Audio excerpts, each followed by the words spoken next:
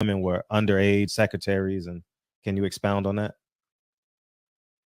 Yeah, well, I guess they were, because they were there. I seen them. I seen them myself. It's all true. It's all true. Good evening, messenger.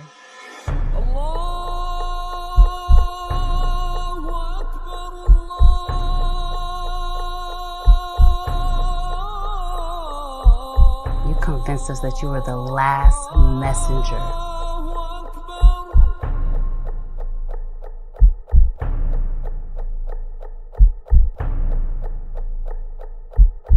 How many other bastard children do you have? You're watching America This Morning, America's #1 early. Time after time after time, we are watching murderers go free. They hide behind their badges, they hide behind their white privilege, and they use the excuse that they fear for their lives to murder our young people in cold blood.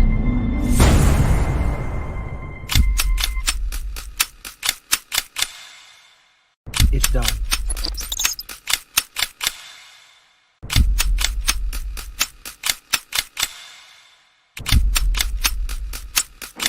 X, my brother. No, don't think about it. All you self-righteous assholes do is march and destroy your own communities.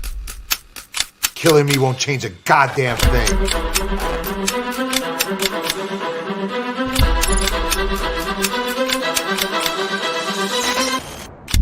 It's a lot different when it's a grown black man standing his ground.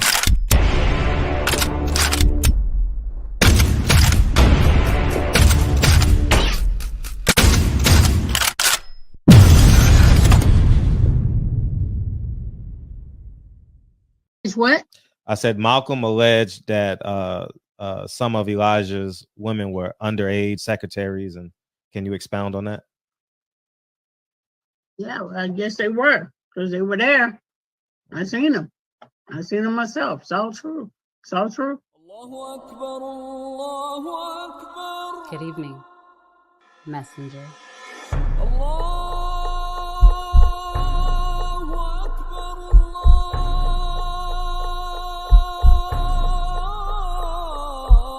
You convinced us that you were the last messenger.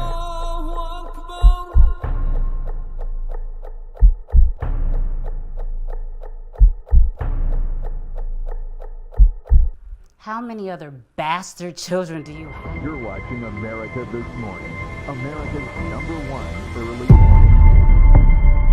Time after time after time, we are watching murderers go free. They hide behind their badges, they hide behind their white privilege, and they use the excuse that they fear for their lives to murder our young people in cold blood.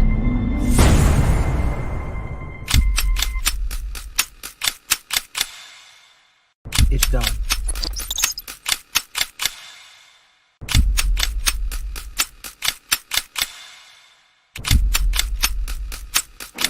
X, my brother. No, don't think about it. All you self-righteous assholes do is march and destroy your own communities. Killing me won't change a goddamn thing.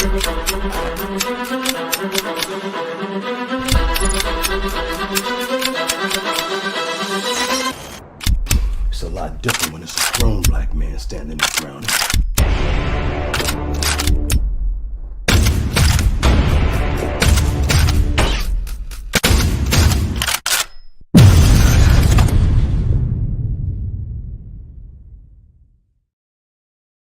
Barbershop conversation, guys. Feel free, hit the subscribe button. Am I on the right? Yeah. We gonna do it with the one headphones. You know, Nas say one mic. We got one headphones, man. I appreciate you coming through, Bird, man. Before we get to Bird, man, we got Keno. I gotta pull my screen up.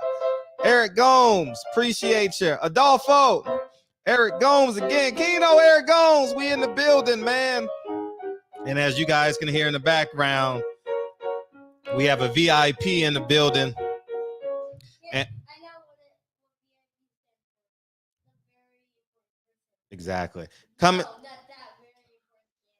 Very important pianist. All right, we'll go with that one. And without, what's up, KB? And without further ado, the gentleman, Lincoln, Curtis, Gerald, Hawthorne, ladies and gentlemen.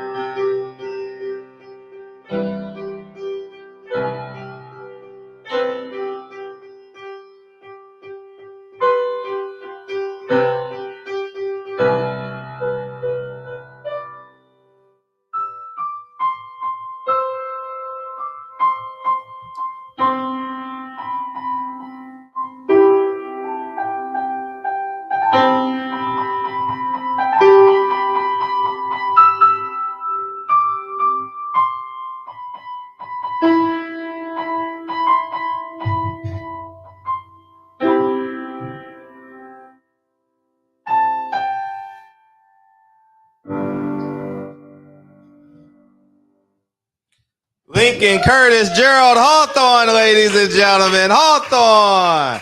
Great job, young man. Great job. The 10,000 out. The 10,000 hour rule. The 10,000 hour rule, man. Y'all are watching Lincoln grow before our very eyes, man. And thank you guys for coming through. 10,000 hours. And that was mommy in the background cheering. What's up, Ma? Yeah, 10,000 hours is 4.5. Yeah, quite possibly. Love you, dog. Great job. Fingers getting better. Getting much, much better. And yeah, we believe in the 10,000 hour rule, man. Nothing is given, everything is earned. And you got to turn all your talents into a skill. And it's really, really that simple. Why didn't he make it to the NBA? What happened to him? 10,000 hour rule. Real simple. You know what I mean? Everyone got a story. Hey, I was this and that, and I was the best at this, and I was the best at that. At 35, they're making $13 an hour. And I'm not knocking that, but I'm saying, oh, they were projected to go here. She was projected to go there. Discipline. You know, everyone. Yeah, anyways, man. So 10,000 hour rule, man. Keep working, man. Keep working towards your goal. You're an entrepreneur. Keep grinding. Don't give up on your dream. Don't give up on your business. You understand what I'm saying? Even if you got to go get a part-time job, make sure the other part of you is working on your business. If you got to go get a full-time job, it is to fund your business. It is not to get fat and sit at someone's job. Okay? Because that's what tends to happen with us. And that's not no you got to breathe. Yeah. Instrument you want it to breathe. And anyway, yeah, that's yeah. And you know, I mean, too many people give up on their dreams and get fat sitting at the desk making other people's dreams come true. So and that's the American way, you know, and so continue to breathe as you say, and continue to fight and believe in yourself, man. So I appreciate you guys coming through as you guys pile on. I know many of you guys got the game on mute. It's a blowout at this point. You know what I mean? TCU came through, baby. TCU came through. That's all I'm going to say. TCU came through. Man, the over just came through on that last touchdown. I was like, kick the field goal, because it was the over 61. You know what I mean? It would have made 62, and they went for it on 4th and 5, and they got it, man, and they scored the touchdown. Man, oh man, oh man. So yeah, national champions, yeah, man. Believe in the 10,000 hour rule. If you didn't get nothing from me, you can hate me. You can call me a coon. You can call me whatever you want. Believe in that 10,000 hour rule. It's amazing. It works. Because even that 10,000 hour rule will transition into something else in life, something greater in life. You know, like me striving to be a basketball player, putting those hours in, ultimately made it easy for me to commit to my entrepreneurship, you know. So, man, they beating this guy up, man. They need to just take him out. He needs a standing ovation, man. He had a great season. But anyway, man, let's jump into the show, man. I appreciate you guys, man. Anything going on in boxing today? All right, let's do our boxing scene check before we jump in. I haven't caught up. I don't know what the hell is going on. Oh, by the way, Johnny Rice fights this Saturday on ESPN. I'm really, really excited for that. Johnny Rice is fighting a young up-and-coming fight. He's on the B side of a top-ranked card, and we got F.A. Ajaba fighting Stephen Shaw, which are two former PBC heavyweights, you know. So, that is a good keep me busy type of card. It ain't no motherfucking, oh, it's gonna be fight. It could be fight of the year, but I'm saying it ain't no, oh yeah, man, we gotta nah. Let's just be honest. It's a middle of the road card with four quality fighters on the card, and you got Shushu. Shushu will be on the card too. So so make sure you go check that out. And for those of you who don't know, Adrian Broner reached out to number three. Number 3 reached out to Damar Hamlin, which was amazing. And he heard he got released from the hospital today, which is great news. Great news. So kudos to him and his fight. And shout out to the doctors. As important, shout out to the first responders. It is amazing. The first responders did an amazing job with him. Yeah, six-figure Johnny. Yeah. And shout out to that man that was applying CPR, man. You literally saved a man's life. He is a superhero. He deserves a medal of honor in honor of all the doctors, the firefighters, first responders, and he should accept that presidential civilian award in honor of everyone and his hard work. Imagine applying CPR, then they scored again. Imagine CPR through the football stuff. You know what I mean? So kudos to him. Way to keep your composure in front of 70,000 people and millions watching. We can't say enough about him. And obviously, you know, I fell in love with a first responder.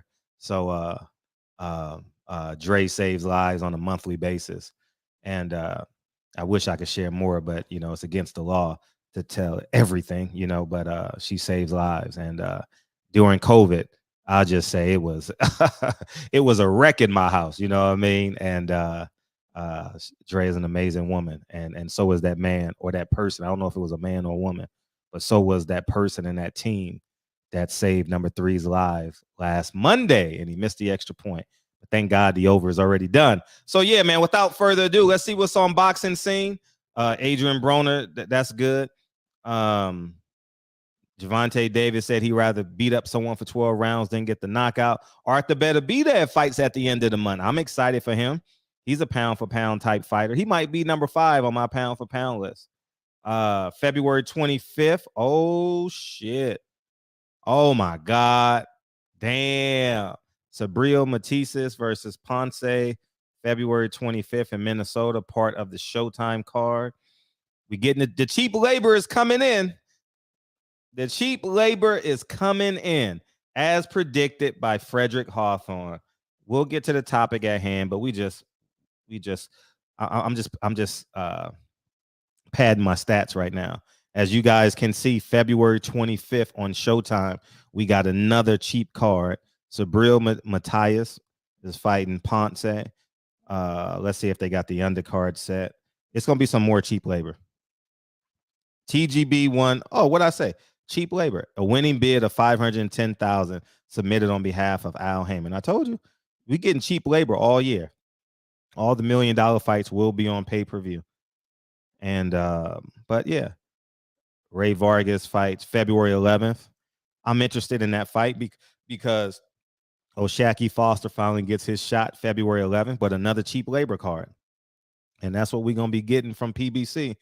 So y'all load up, and then all month I'm back. All February, I'm going to say I told you so. I told you so. I told you so. Jared Hurd ain't fighting. Tony Harrison ain't fighting. Erickson Lubin ain't fighting.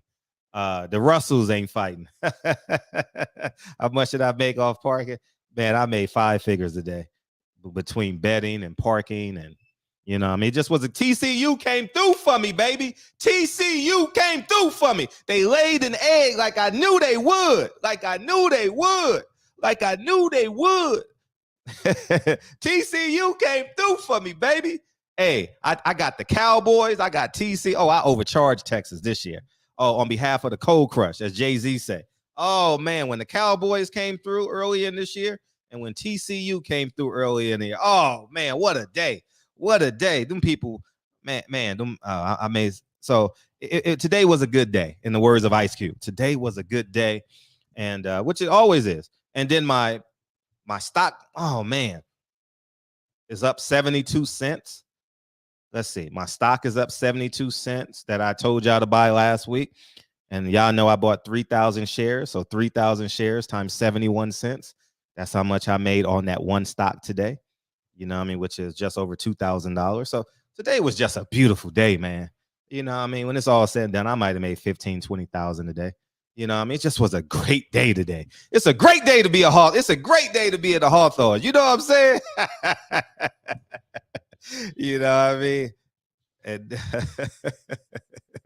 and don't say I'm bragging, because I told y'all. I told y'all what to do. You know, motherfuckers, Jay Morrison charging y'all for classes, and he's a leader. I'm giving y'all money for free, and I'm a coon. So I'm going to be a coon. I'm going to be a coon 2.0. Next week, I'm going to be a coon 3.0, 4.0. Fuck the man. Fuck the integrity. Motherfuckers don't want integrity.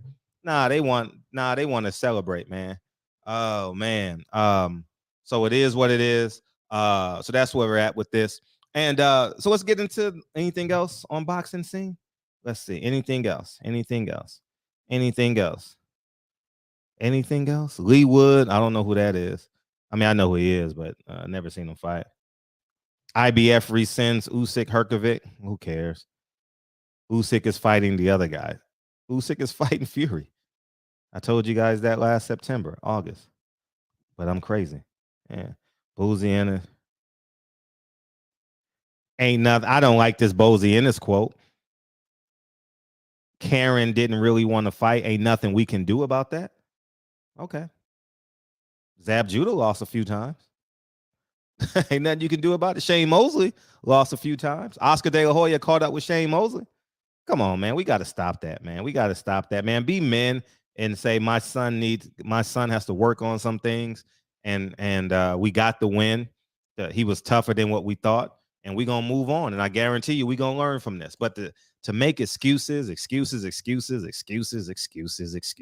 just uncalled for. So I'm gonna tell y'all what inspired this show. I was listening to the show as live yesterday, and I'm just sitting there, and I'm like, we are a part of the problem. Let me bring in the Steven Jackson stuff right here. We are a part of the problem, and here's why.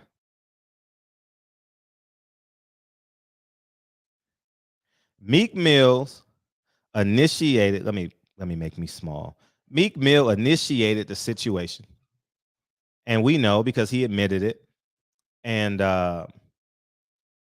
we're sitting there blaming Gary Russell. Gary Russell is not the best fighter. Gary Russell is a bully. Gary Russell is Webster. Gary Russell is Gary Coleman. Man, we got all these damn excuses, and that's the problem we have. We don't attack the actually problem and hold people accountable. Meek Mill was the problem. The man said he was drunk, and he was the problem. And we sitting here blaming. At the end of the day, we have to understand what the reality of this situation is. If we want change, we got to be the change. We have to move and walk and talk with a level of integrity that will make God smile. And until we commit to that, you are less than. Period. Because tomorrow we gonna say, oh, white supremacy, the man got me doing this. We can do this, we can do that. But if your integrity is less than God-like, then we're fooling ourselves. I was gonna do a video today, but I didn't feel like exhausting myself. Black men are really non-believers. Black men, as on a macro level, don't believe in God. We say we believe in God, but we don't talk like we believe. We don't live like we believe in God. First rule of thumb is family. Jesus had the 12 disciples. That was his family.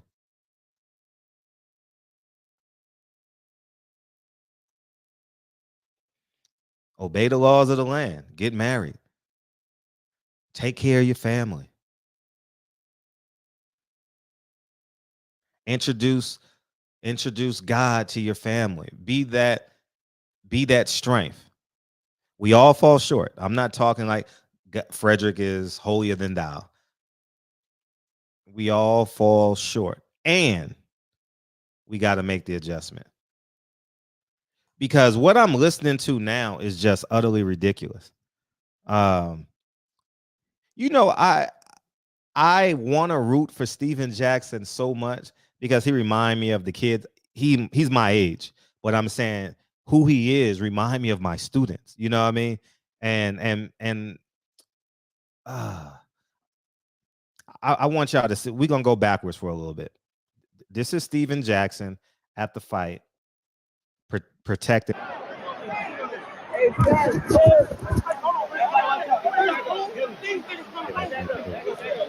These niggas, sit down. These niggas gonna move. They ain't sit here. They ain't gonna run nobody off the fucking dock. Sit down. Sit down. We ain't moving. No, we still. I'm right here. I know my wife though. Who's that? That's my wife. Somebody gonna say, excuse me, something. Who's that? No. I know you come to help me. Me too. Yeah, shit. But stepping on my wife is not our thing. Hold on, my wife right here. My wife right here. This is a show. This is a show. These niggas gonna move. They ain't sit here. They ain't gonna run nobody off the fucking dock. Sit down. Sit down. We ain't moving. No, we still. I'm right here. I know my wife though. Who's that? That's my wife. Somebody gonna say, Let me talk about this real quick. This is a show. This is really a show. He said he was going to protect his wife. His wife is 4 feet away from him. And he tucks in his chain and didn't move. His wife is on the other side of the barrier. This is his wife right here. This is his wife right here with the print. I don't know. I know it's probably some designer print that I'm not preview to. But these are our superheroes in our community. These are the men we look up to. Instead of grabbing his wife's hand, relocating, you're yelling and screaming at some dudes that don't give two smacks about you. We sit on these floor seats, one, as a reward for your hard work. Steven Jackson has worked hard. You know, he made a hell of an NBA career out of nothing. I think he was a problem kid or something like that. I don't know the full story because he didn't play in my city. But I know he was a McDonald's All-American, but that didn't go to college. And then I know the Malice in the Palace. But he made something out of nothing, basically. Popovich took a chance on him, and he won some championships. And he has garnished a popular and now thriving career after basketball. But this is what we're celebrating.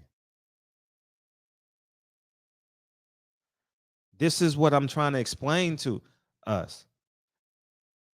This is grab your wife's hand, relocate. We yelling and fighting and screaming.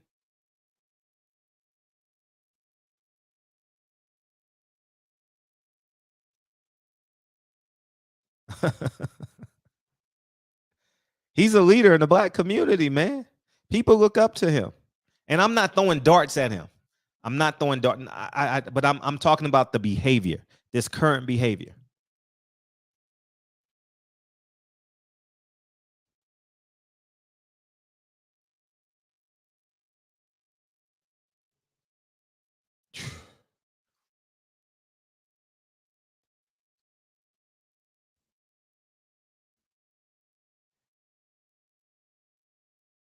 I sit here and I wonder,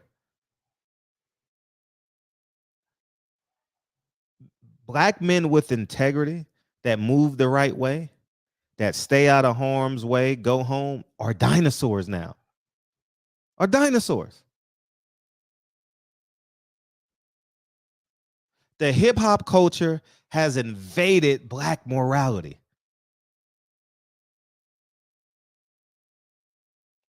This is what you're going to see at a fight. And I was thinking about 45 minutes ago as I was watching the football game in the living room. I said to myself, here's the problem. I remember watching fights. I don't know people's names back then, but I remember watching the fights where when you look at the Sonny Liston fight, that's probably the most popular fight that I've watched because of its attachment to Malcolm X. And most recently, I watched that footage as much as I could not as much as I could, but a lot during COVID when I was working on those two films. And the respect, the beauty, what that crowd looked like. People in suits and very respectable, and suits has been replaced with designer clothes and jewelry, and I'm a better nigga than you. I'm only gonna use that word in context, okay? I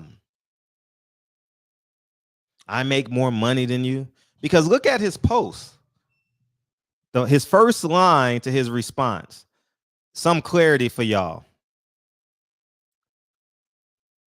A lot of people that wish they was in my shoes had a lot to say, full of hate. I'm not even gonna read the rest because who cares? I don't think they care. I don't think they hate you.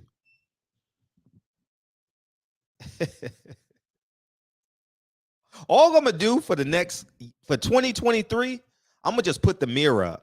I'm gonna put the mirror up. I'm gonna put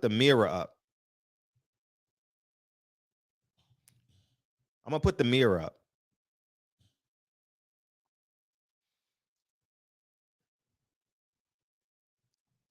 Because this is what we glorify. This is what we praise.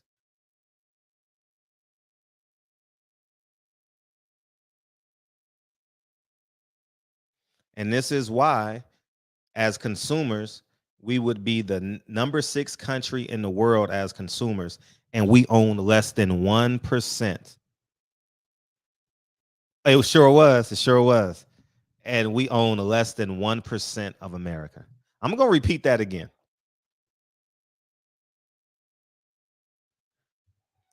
As consumers, Black people would be the 6th largest country in the world, y'all.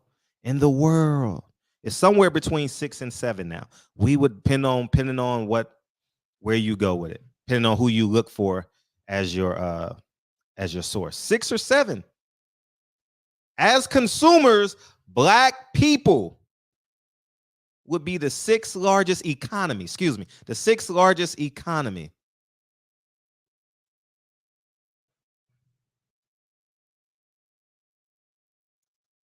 And we own less than 1% of America.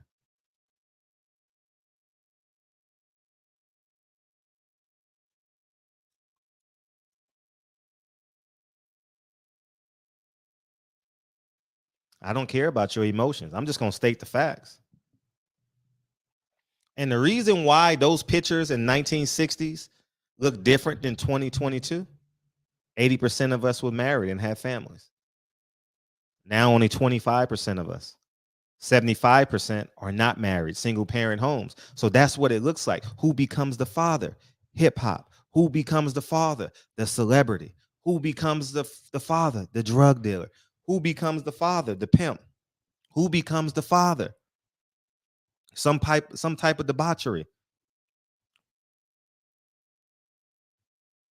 That's why the pictures are different from Sonny Liston versus Muhammad Ali. Excuse me, Cassius Clay before the fight, Muhammad Ali immediately following, to Tank Davis versus Garcia.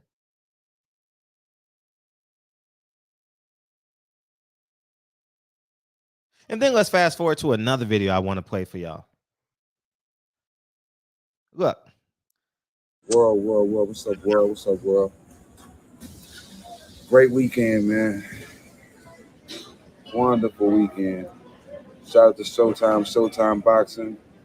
Boots, Ennis, Boza's, Pops, his brothers, his whole camp-ish. Great experience, man, to be able to walk somebody out for the first time. And also a great fight night. It was a great call for boxing. You thought Speedy was going to win. Speedy lost. Boo Boo took care of business. Boots took care of business. Tank did what he was supposed to do. So it was a great night of boxing. Shout out to Meek Mill, though. Meek Mill is solid. Anybody from the DM? He said, shout out to Meek Mills. He's solid. This is 2 days after the fight. This is today. What Meek Mill said, man, I had some shots. I was basically drunk. My fault. Shout out to Meek Mill. He stood tall. But this is the energy and the synergy that is around us, that we have accepted in our lives. Bitches ain't shit but hoes and tricks.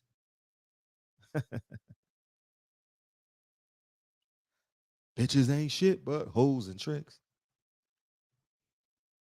The area, Baltimore, Maryland, Virginia, and you rooting against Tank, that's kind of hard to accept, man. Now he's throwing shots at the Russell family. The Russell family, who has 2 Olympians, 3 fighters, 4 brothers. Oh, that's dope. 2 Olympians, 3 fighters, 4 brothers, and a whole family. All they do is keep everything inside. Nothing gets outside of the Russell family. You can't even ask them who's the better Russell. That question is not accepted. Gary Russell will never answer that question. Who's the better Russell? Who has the better foot? No, you won't. No. And that's how the Hawthorns are going to be too. Nothing gets in, nothing penetrates the bubble. But we're so unconditioned. We're so unconditioned that we see the Russells as arrogant, as this, as that. Small, L said small man complex. He can't help God made him. He made him 5'5" or 6 or 7, however tall he is. The Gary Russells come, the Russells, Gary Russell, they all named Gary Russells.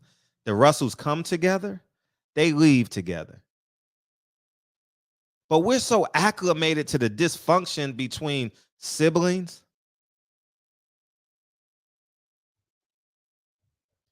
And it's just sad. It's just sad that we have allowed this shit to penetrate our psyche. And it's the norm now. It's the norm. It's the norm to facilitate debauchery. It's a youngster from y'all area that's doing something big, that's selling out arenas every fight night. How can you hate on that? How can you? Meek stood tall. Meek stood tall because there was no reason for anybody to be. Meek stood tall. Meek stood tall. Meek stood tall. Stood tall. I was drunk. I instigated the whole thing. Steven Espinoza said, I told you guys, Steven Espinoza instigated the whole thing. If you pay for a ticket to a fight, we can't even disagree. We can't even disagree. We can't even have opposing views. You can't go to a fight. Listen, we can't go to a fight and have opposing views and sit next to each other.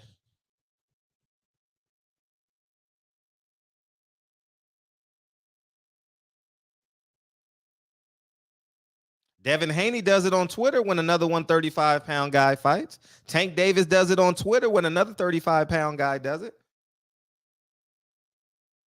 That's what it is. It's no secret Gary Russell wants to fight Tank Davis. It's no secret. It's no secret. Antonio Tarver did it to Roy Jones. It's no secret.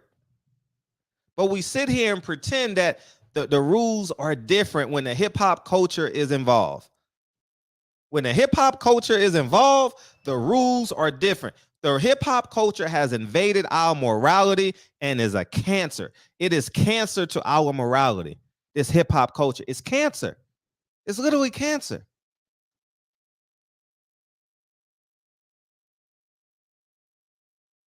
Because bitches ain't shit but hoes and tricks.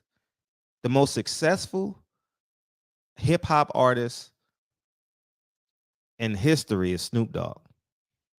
And he said bitches ain't shit but hoes and tricks. And that's the same energy. Now it's like bitches ain't shit but hoes and tricks 10.0.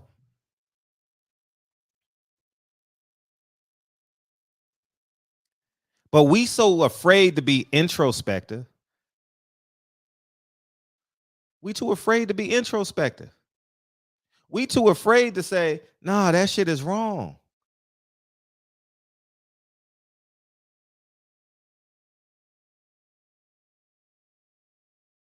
But let me drop this link, man. It's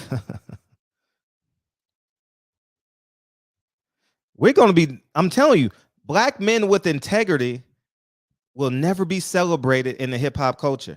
Black men with integrity will never be celebrated in the hip hop culture. Never. It won't. It won't. It can't. There's no oxygen. There's no room for men with integrity. Will Smith tried. He tried. He tried. Nah, we need some cussing. Nah, we ain't. Nah. You got to talk about pimps and hoes, man. Nah, you can't come out with another album like that he came out with like in 97, 98 when he celebrated his son. There is no room for black men with integrity in hip hop. There is no space. There is no room. Saturday Night proved that shit to me. It proved it to me.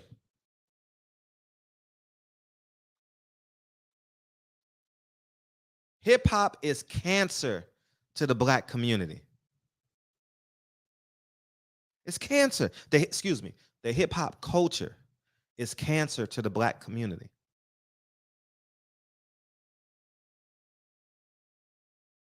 We can't survive. Why are we not talking about Brian Custer today?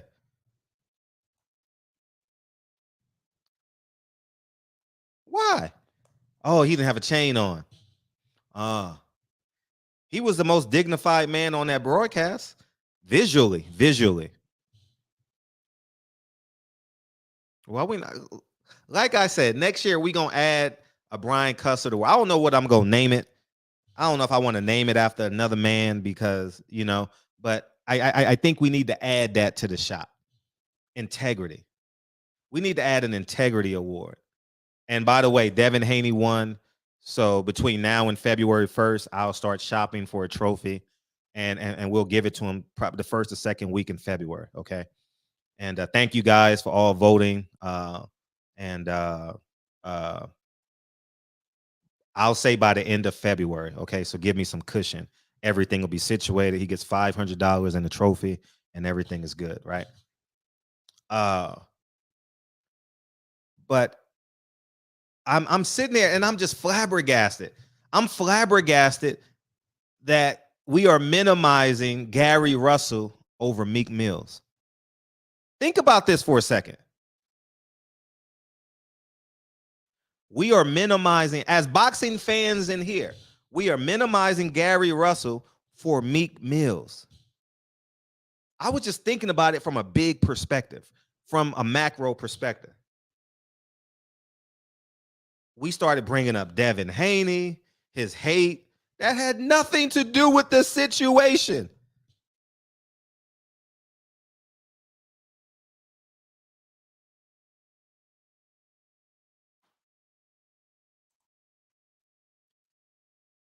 Gary Russell is, to my knowledge, Gary Russell is the only person, only brothers with kids, and he's married.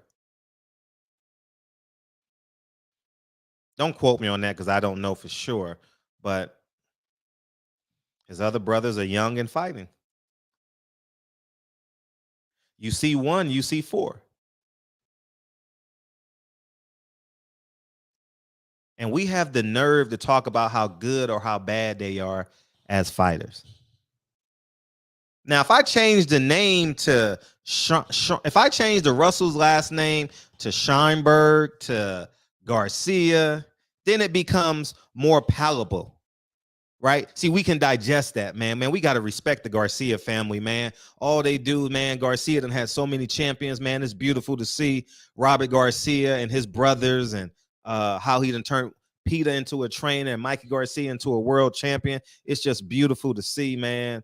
You know what I mean? It's beautiful to see the world come together and honor that family and their toughest times. They lost their mom during COVID. Blessings to the family. Oh, it's a beautiful thing. But we changed that last name to Russell.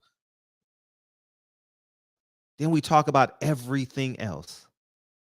I sat and I listened. I'm like, the Russells have done nothing but honor their last name and protect it against this debauchery. They don't allow that debauchery to penetrate them at all. And that's what the point I'm making. Hip hop is destroying us to the core. Hip hop culture is cancer.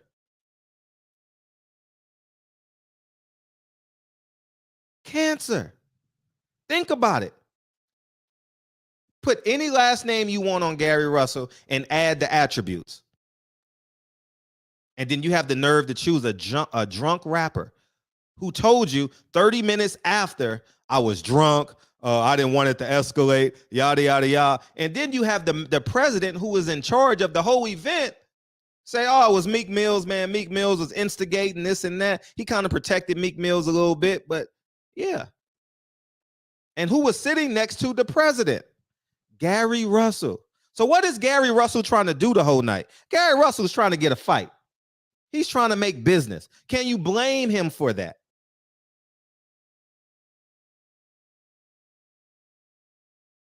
But if we change Russell to Garcia, then everything is good.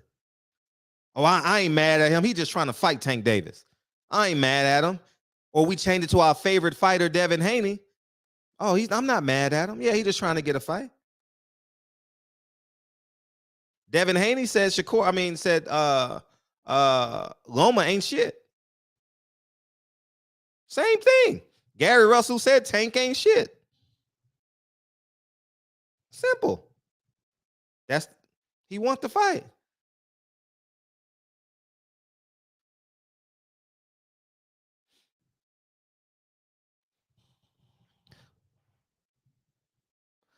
What's up? Kyle Davis. Pedro. Hey, how you feel? Cool, man. I'm about to set this thing up in a second, but the thing about it is, man, he's misinformed as it pertains to the boxing world. You know what I'm saying? when he's saying like, "Oh man, you shouldn't be hating on nobody from your hometown," right? It's like, homeboy, DC and Baltimore don't even like each other. But he don't know the history of their relationship. That's what I'm saying. That's what I'm saying. So he's saying like anybody from your area, they should be hating on you. You don't know the history behind it. You know what I'm saying? So a lot of times they shouldn't even speak on stuff though. But Steven Jackson, protecting his wife though, you know what I'm saying, and telling dudes to sit down. I mean, I don't have no problem with that. No, I mean the big picture, you don't have a problem with it, but there was no solution. If you're gonna protect your wife, you got to have a solution. You get what I'm saying? Like there was no solution. Just he cut some chains in. That was the solution. Shit. Nah, you ain't got, man. Come on, man. That's show. That's show. Stop it. That's like when the girl next door put grease on her face. Come on, stop it, man. They stalling. But go ahead, continue. But yeah, man, they just be misinformed, man, about what's going on. They're casual fans, right? And so Meek Mill was saying that, he know Tank, so he got love for Tank, so he felt the ways. You get what I'm saying? But he had a couple shots. So he took it, he might have took it a little too far. But the good thing is everybody walked away with no extra problems. So I mean you gotta give him credit for that. For being no. It shouldn't be that. You don't understand. Like now we're giving passes for getting a C on the test. No, man. No, we got to move with a level of, and I got you now. Give me a second. We got to move with the level of integrity. And that's the compromisation that hip hop has created. There was no hip hop guy. There was no hip hop. Well, hip hop wasn't alive, but and one night in Miami, it wasn't no half-naked rap. It was Sam Cooke who wrote "The Change Is Gonna Come." It was Jim Brown. It was Muhammad Ali. It was Malcolm X. If they did one night in the DMV, it would be Meek Mills, Tank Davis,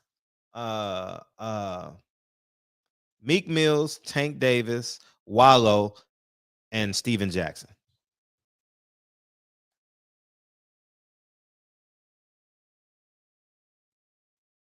And there lies the problem. We are satisfied with getting C's on tests. I'll be cool. And I'm not concerned with how you dress. It's your integrity. But what comes with the chain? Oh, nigga, you looking at my chain, dog? Oh, my chain bigger than yours. My chain popping off. Yeah. These niggas ain't got nothing on my chain. You know what I mean? That's what comes with it. So, man, they had nothing to do with no chains though yesterday. Fred, come on, man. They had nothing to do with no chain, man. They was talking about boxing. The person that comes with the chain. It's a profile. We ignoring that. We pretend. Well, you have a chain, so you're protecting that image, which is what you're supposed to do because that's what you chose to do. You chose to buy a chain. Yeah, but nigga, I'm not at the fights. I'm not fighting niggas or nothing like that. So that ain't what come with it. Oh my gosh. Okay, it doesn't come with it. So what happened? No, because they wasn't arguing about no chain. Okay. What happened at the last Tank fight? So I don't know what happened at this fight. We talked about it. Don't say I don't know. Why we can't have an honest conversation? I don't know. I don't know. No. I don't know what happened to lead up to that. See, now somebody got shot. That's what I'm saying. Now we being disingenuous. Someone got killed in Atlanta. Outside of the arena when he fought in Atlanta. We talked about that. In New York, motherfuckers playing dice. Fights go. It was a handful of fights. They were shooting. Andre Berto said it was shooting. A fighter from Philadelphia said that was the worst fight I've ever been to. There's a profile that comes with this, and we're pretending that it doesn't exist. Because this is what we're celebrating. We're not celebrating home ownership and dad is an entrepreneur.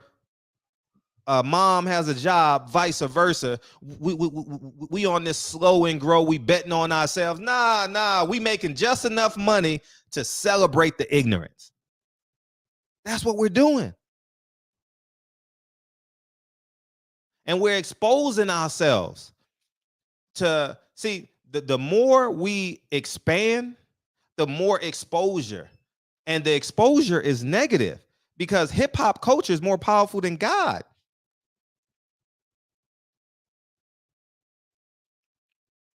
The reason why hip hop culture is more powerful than God is because we will wear, man, I'm talking about black men. We will wear a chain, go out, do the nigga shit, and just pray over our food. That's why we are really non-believers. We're not real true believers in God. Marry the woman you had kids with. Let's start there.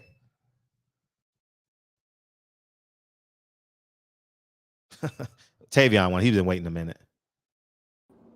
Fred, you make a lot of good points, but you wrong, bro, on some levels when it comes to certain stuff. Like, that's like identifying certain things. Like, okay, just because somebody got a chain on, Meek Mill did bail reform and did a whole lot of stuff. He was in the wrong. Steven Jackson's done a lot of stuff. Wallow gave my friend $15,000 for a salon business, which is black-owned businesses. They do all that. They give back to the communities, bro. Like, so it's like when a lot of the problem is when you got the fight starting at 2, 3 o'clock in the morning. It's just like throwing a concert. You got all these people drinking and the fight ain't starting earlier. And then you got all these people sitting around waiting, getting drunk.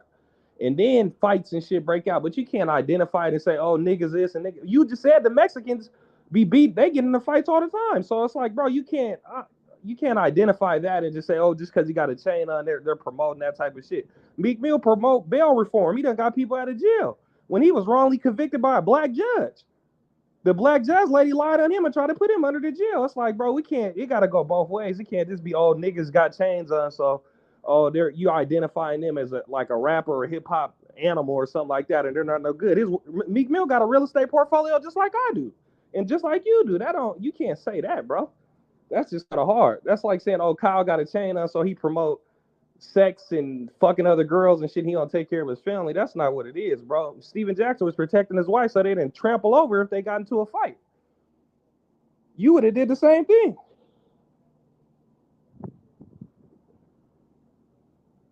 Fred, would you have done the same thing if your wife or your kid was at the fight and they was about to start fighting, about to trample over your family? What you about to do? I'm not going. I wouldn't even be in that position. But you've been in those situations. What are you talking about? So you can't. So you ain't never been into a. You just said you was at the Amir Khan.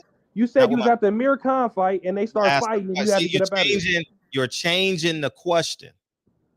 You asked her. See, this is the problem we have. We change to fit what we want what we want. You asked me a question. Would I do that for my family? I told you my family wouldn't be in that position. Enough said. That's the end of the conversation. Then you want to change the No, I asked you a question. I didn't change the conversation. I asked the question. I did. You asked it's not the end of the conversation. I asked you a question. Would I do that for my family? And Dre, did you not? You wouldn't even bring your family around black people then, bro. So why you even speak on that? No, I wouldn't take them. See, now you're changing the narrative again. I wouldn't take them to that fight. I'm not taking my family to a Tank Davis fight. Period. Not at all. So what are you going to do to change it then? I'm not going. So what are you going to be? What are you doing to change the stuff that you're talking about, though, bro? I will be the living example. How though? How are you a living example? Living example. How are you a living example of what not to be? I have a family. I'm building. I married a woman that has my kids. Okay. I'm saving my family. So I'm not here to save the world. So that's you. That's you and 80% of a lot of people. You can't take. It's not 80%. One situation and these type of person. That's a lie. It's not 80%. That's a lie. See, that's the whole fucking narrative. I'm talking about the world. I'm talking. Oh, fuck the world. I'm talking about black men. Fred, you're not married to a black woman, though, bro. That has nothing to do with it. What are you doing for black people, though, to keep drawing the narrative of like the conversation? I know this is what you're saying. You're changing the conversation. I am a black man. I am a black leader in my household. That's it. Period. End of discussion. So is Stephen Jackson not a leader in his household when he was protecting his wife? No, you asked me. See how you're changing the question? You ask one question and I answer it. It's not a comparative question. It's an absolute. That's a manipulative tactic. You're not even, Fred, I'm not that's manipulating. Ask tactic, one bro. question. No, you're not asking. You're asking a question, and then when I answer it, you're changing the question. Bro, let's just stay on the facts, though, man. What you said. I'm going off what you just said. That's all that I'm saying. Everything that you just said in the conversation, I'm asking you the same questions. I'm not attacking you or nothing. No, ask the question. I answered every question you asked. So would my family be there? So why? You know what? You know. Wait. No. I'm gonna tell you what you said, and this is the ignorance of black people in its totality. You can't call me ignorant when my portfolio is just as much as yours. What are you talking about, bro? I'll let you talk. Now, can I talk? I didn't say not one word when you talk. He says, would you do that for your family? That was the question. Listen to the question. Would you do that for your family? And I said, my family would not be there. That's the answer. And then he said, you don't want your family around black people. That's not the question. I answered the question. So the only time I can be around black people is when I'm dealing with ignorant motherfuckers down ringside at a fight. Do you see the logic? Do you see the logic in I answered every question to the T. But you want to change it and change. And that's the problem as hip hop has created. We're trying to validate this bullshit. I'm not validating nothing. I didn't say this shit was I didn't. I didn't say that it was right. None of that shit is right at all, bro. None of this shit, the fights and all that shit. And a lot of people, I wouldn't be at the fight either like that. You know what I'm saying? In the same situation. I understand what you're saying. I'm not saying that it's right. But it's like poking the bear. It's like, okay, well, these niggas this. It's like identifying certain things, and this is why when that's really it's a whole lot of, you know what I mean, stuff underlining, stuff that's going on that creates those problems. Alcohol, just like you said, but you can't just say, oh, niggas this and niggas that. It's a whole lot of people that do that stuff, though. It's not just black people, bro. You said the Mexicans do it too. So it's just like white people do this shit too. Like, what are you talking about? Dana White was just in a suite, slapped his wife. There's always fights and shit. Like, but if it's not going to be no change and it's like attacking, it's like poking the bear. It's like, if I'm a young dude, you're an older dude, I'm supposed to look up to you. It's like, okay, what are you teaching me to be able to not do that? Simple answer. We don't need comparative analysis. And that's the problem with us. Every time a black person does something wrong, white people does it too. We're not having that conversation. That's not the conversation. Can we just focus? Can we just literally just focus on what black men do? But no, we got to have Dana White, Oscar De La Hoya, Joe Biden. No, how about we just focus? We have a composite. Saturday night is the example of the last 5 tank fights. The last 5 tank fights. A motherfucker got killed in Atlanta, right outside the stadium. This shit been going on way when I was a little kid. This shit happened in Mike Tyson with Tupac. Tupac and them guys was fighting at the fights too. I mean, this shit been going on, but there's not been a solution. That substantiates my claims. Tupac was hip hop, right? Tupac was hip hop, right? So you're proving me right. You're proving me right. We have accepted this hip hop culture so much that we have minimized the integrity of family. We have minimized it. The fact that this is a boxing channel, and no, you're right. You're right. You lied all day yesterday, and you knew Meek Mill apologized. Who? You did. Who you lied? said it. When Meek Mill said I was drunk, my bad. Yeah, he was out of pocket for what he did, for sure. Yeah, but you were defending him. You were defending him. I wasn't defending him, but Gary Russell's told him, he said, I will put you to sleep. That's what made him react like that. Well, he said, I'll put your ass to bed. That's what he told him. You could go look at the quotes and what he said to him. He said that out of his mouth.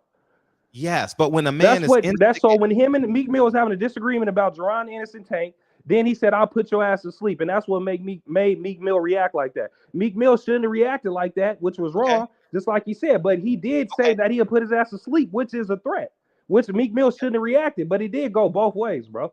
Okay, now, okay. So he threatened his life. He said, "I'm gonna put him to sleep." So let's What say are you it's talking all. about? So let's say it's who cares? Let's say it's all Gary Russell's fault. The main ingredient is this fucking hip hop culture. Tupac's dead. Hip hop culture. Meek Mill, Gary Russell, hip hop culture. Nipsey Period. Hussle's dead. Hip hop culture, right? Nipsey Hussle's dead. Hip hop culture, right? Very much so. Yeah. Very much so. But we sit and we compromise ourselves. We compromise our last name to say it's okay. We have literally said it's okay. No, I didn't say it was okay. A husband and a wife can't go to a fight without her getting injured. Steven Jackson showed a picture of his wife's leg. She had a bruise, a contusion is what it's called, on her leg. And you know who's underneath Steven Jackson? Steven Espinosa's newly wife. That's she's like a little girl, but she's like a model, and she's squeezed up underneath Steven Jackson. We can't even enjoy Tank Davis selling out 19,731 people. We can't even honor that and celebrate it. That's been an issue Like I told you that months ago when even with concerts and stuff, you can't. That's just the hip hop, the music is the main ingredient to the bullshit for sure. It's a spiritual. We already talked about that. I agree with you when it comes to that, for sure. But we're celebrating the bullshit. Why can't we just honor Tank? Why can't we just honor Tank? The man put 19,000 people in the state. He gave people in Baltimore something to do, whether you're watching on pay-per-view, you streaming it, or you at the fight. It had people excited, circulating money in the community that you're celebrating this homegrown young man. He's now who is the face of American boxing from a PBC perspective. He's the face. Tank is the face of PBC now. But we sit here and allow a motherfucker like Meek Mills, who is a synonym for all those ignorant motherfuckers. Meek is a synonym for the motherfucker that killed a motherfucker in front of State Farm Arena. Meek Mill is a synonym for the motherfuckers playing dice in the bathroom. Meek Mill is a synonym for the man that shot the gun where Andre Berto was 20 feet away and they were shooting.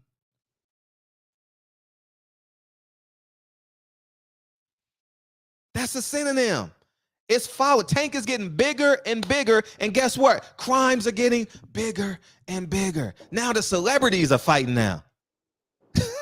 It went from Pookie and Ray Ray to now Meek Mills and Steven Jackson. That's the culture. Or you can say the Russells. I don't give a damn. But the fact is the energy is following Tank no matter what city he goes to.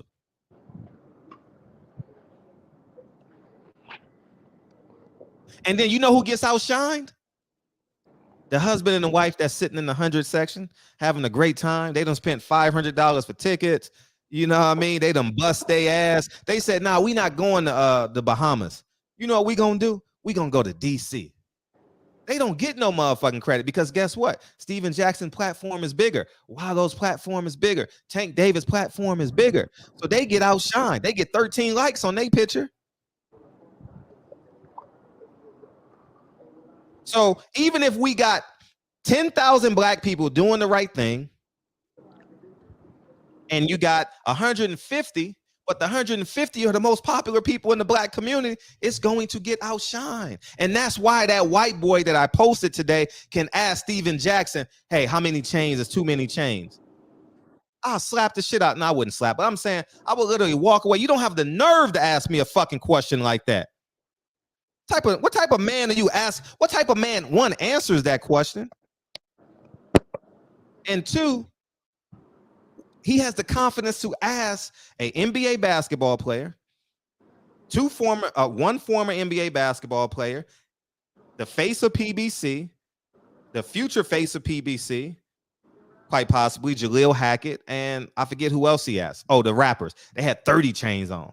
The fact that he had the confidence to ask that question It's crazy. Some of you ain't seen. I'll play it in a second, but it's just beyond me.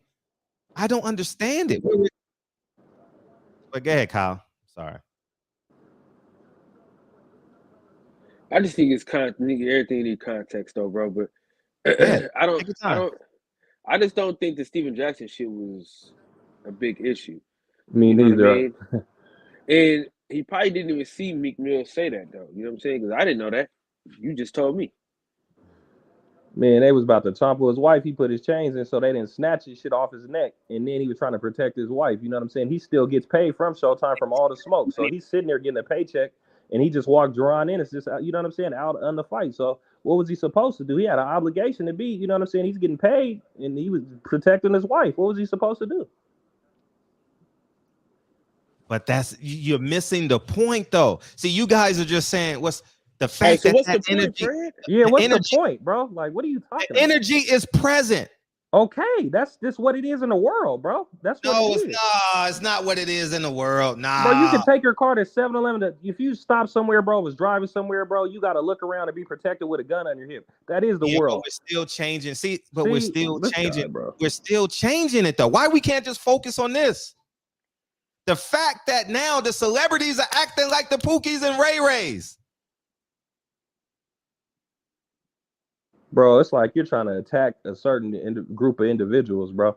No, I'm attacking the ignorant, yes. And I'm attacking the ignorant, the ignorant men that support this bullshit.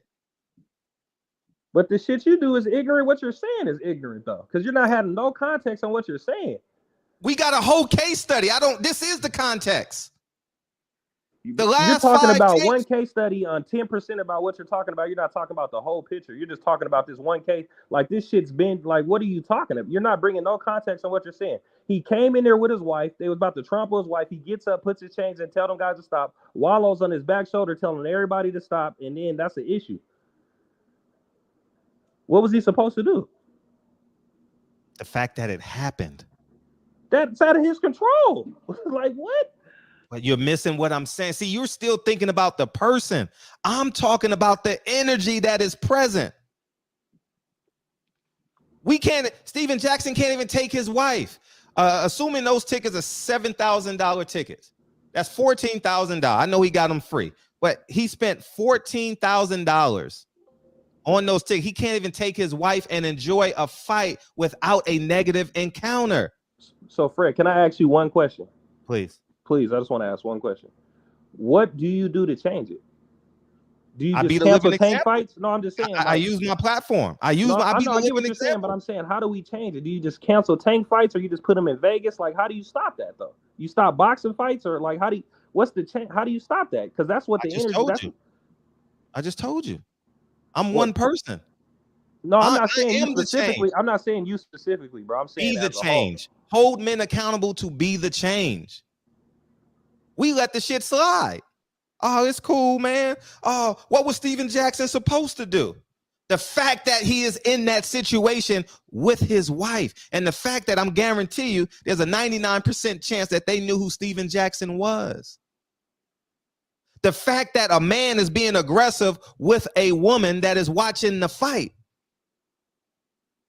That's the problem.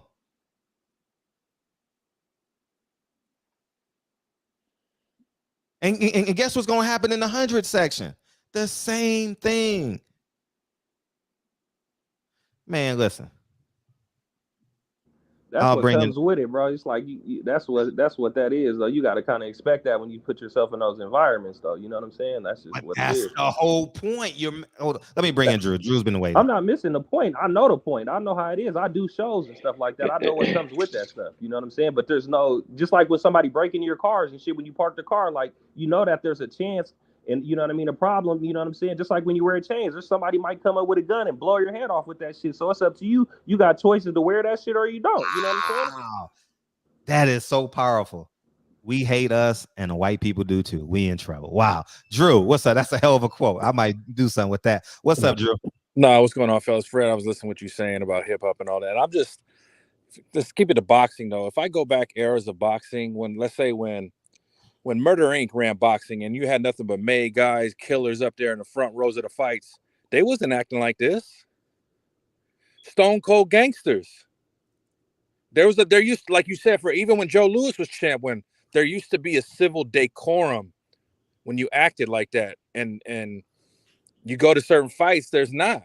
You go to some of the fights at StubHub when all the Mexicans start drinking and they fights, and it's just, that's why I don't even be going to some, because we're not holding each other accountable collectively like Don't they say used no. to. That's not the point. That's not the point. You're missing the point. That's not. We can't talk about the Mexicans. We're talking about black people. I'm talking about just in general You're of the right. civil That's what I've been decorum. saying the whole time. Fred said no. We're missing the point. That's exactly what I just said. What's the difference? Go through other eras of boxing when there was gangsters at the front row. They wasn't conducting themselves like that. You used to have rival factions of cartel leaders and drug lords going to watch Muhammad Ali train. But there was a civil decorum for guys like that to act how they act in public. There isn't now.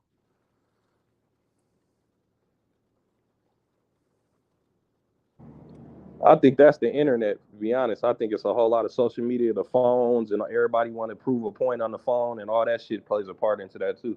Because, back in the day, they didn't have all the phones and all that weird shit. Now everybody pull their phones out, disrupt everything. They messed the whole fight up just for a fight, just to get it on their phone and have it on video and ruin Tank's night. That's just the world that we live in. Yeah, let me bring in Max. Max probably has something to say. Oh, before Max, I want to play this. I'm sorry, so I can bring y'all back on the screen. Let me play this. Rock at once. Too many at once is over 4. 3. Yeah. What you got on right now? I only got on 3. Me, personally, I probably want to do over probably like 3 chains. 3's the limit. Yeah, 3 the limit. You seen Floyd with 30, probably 50 chains on at one time, and it looked hot on Floyd. For me, I wouldn't wear that many, 3 or 4 maybe at the most. As long as you have one on, as long as you shining, that's all that matters. How many chains? Tank Davis after the fight. You got Steven Jackson, his trainer, all in the locker room after the fight. How many chains is too many chains? This is the hip hop culture. That would be equivalent to asking Muhammad Ali how many women is too much. That's why Frank Lucas burned a mink coat, Fred. Man, this is insane, man. This is insane that your neighbor is comfortable walking in your house. Like your neighbor say, I can just walk in your house and walk in your fridge and sit down and cut the TV on. That's what this is. But it's okay. It's funny. I guarantee you, I'm gonna read the comments. I guarantee you, let me go to their page. I guarantee you there's black people like he can come to the cookout. I guarantee you they doing that shit. What's up, Kane? Oh, I'm sorry, Max. Go ahead, Max. I apologize. Nah, I was man, I've been saying this shit for a lot of years, a lot of these debates, man. I said that hip hop in general started with about mid 80s, right? But gangster rap in particular, probably about early 90s, late 80s. Late 80s, right? Since that time, it has been more destructive than racism in America. So all this shit people keep talking about, only white man this, white man that. No, hip hop itself has killed or led people astray. Just the culture of it, not like necessarily every song and shit, but the culture of it is done more damage since the mid to late 80s than racism has in America. But everyone wants to talk about some racism shit, and everyone talk about all the killing and the drugs and all the shit that this shit promote. It's cool to kill people. It's cool to do this. It's cool. You a bitch if you don't do it. So I don't know, man, but I don't see nothing wrong with getting a little flash on you. You just got to be ready for, what comes with that. Same thing about having a nice car. Same thing about having anything nice in this world, really. So, but I mean, I ain't gonna have no 4 chains on my fucking neck. I ain't never gonna happen.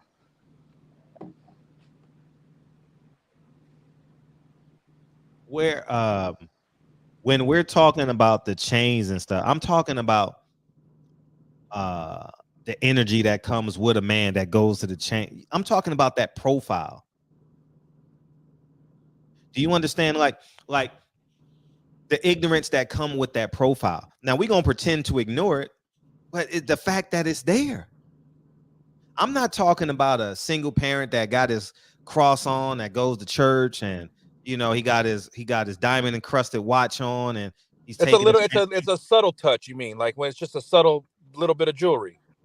That too, but I'm talking about these hip hop dudes with the big old names and. Oh yeah, I'm that's talking about a different that. You vibe, see what Fred. I'm saying? It's a different profile, and that's Definitely is, because like I'll be 40, and the dudes I grew up with that are Mexican and black in the hoods, the OGs, they were subtle with they flash. I have a little ring, I have a little chain, little something, little watch. What era is this? Huh? I'm talking about the people I know. Like my daddy is from Mexico. My daddy was clicked up with the cartel. My grandfather. They flashed a whole subtly different way. And the dudes they dealt with was subtle. They wasn't overtly flashy. They had nice cars. You see the little Rolex and maybe a ring. That's about it. But those are the bosses, Black though. You know black what I'm people been doing this shit. Hey, don't forget them gold pistols. There's also black OGs that are subtle with it. That not overt. 8 out of 10. 8 out of 10 what? Niggas is shining. Yeah, bro. But that shit is 90s from the 70s to now. Niggas been had 100 chains and jewelry and all the shit. And what has it created? And what has it created? Fatherless homes, death, murder, drugs. What has it created? What did we just have in Inglewood, Fred, with the father and son that went after PNB's chains? Yeah. That's what it's creating, that profile. We gonna that pretend profile to been ignore around it? for years. That profile been around for years, though, bro. 20 years and shit like that. It's just on social media now, so you see it on the cameras. This shit been going on forever. It's just this video, so it's more content out here to see that stuff. I will say this though, it's not as violent, because you just pull up the data. Pull up the data on the homicides in New York in the 80s compared to now. Oh, it's like triple back in the 80s though, Fred. And the violence in LA in the 80s and the 90s, it's not as, it's like brother's saying, you just see it more, so you think it's worse. I haven't looked at the data, but I'm gonna go off what you say. But the point of the matter is, if we're accepting it, oh well, it just comes with it. You take your girl to a fight. I go to the fights, but I'm not gonna sit there and turn around and be wearing I already had chain. I'm not about to go to the fight wear a $20,000 chain on with no security, like just be doing stupid shit like that. I won't do that. Like that's just not what I'm gonna do. Because I already know what comes with that. It's like you already know what that brings. So if you're smart enough to know that, Steven Jackson and those guys, like, you know what I mean? They got security. They're going in through the back tunnels and all that shit. So it's like if you're a regular person going into the arena and you want to do that, then you already got to know what comes with it. You got to go in there with a stick or something, you know what I'm saying, to protect yourself or something. You already know what comes with that. If you're dumb enough to if you want to do that, I'm not going to call you dumb, but if you want to do that, you got to know what comes with that. That's just like you driving a car. If you want to go drive a Challenger on 24s or something with a damn, you know what I'm saying, loud ass engine or something, you want to come out with 10 chains on at the gas station, your PNB Rock, you want to go in that neighborhood with them chains on, you got to know what come with it. Simple. I could agree that I don't like that it's that way, but it is like last fight I went to in the Carson. I didn't put my Rolex on, but the fight I went to in London on the AJ Usyk, oh yeah, it was comfortable to wear that shit. You know what I'm saying? It's just you do gotta realize the environment. It's fucked up that it is that way, but like you were saying, Fred, the fact that most of us don't hold it accountable is why it is the way it is. Yeah, but it shouldn't be the case. No, in a concentrated audience with 19,700 people. Those seats were $7,000. Ain't that what they said on $1 million worth of game? Tickets was $7,500. I'll look on. That's what I'm saying.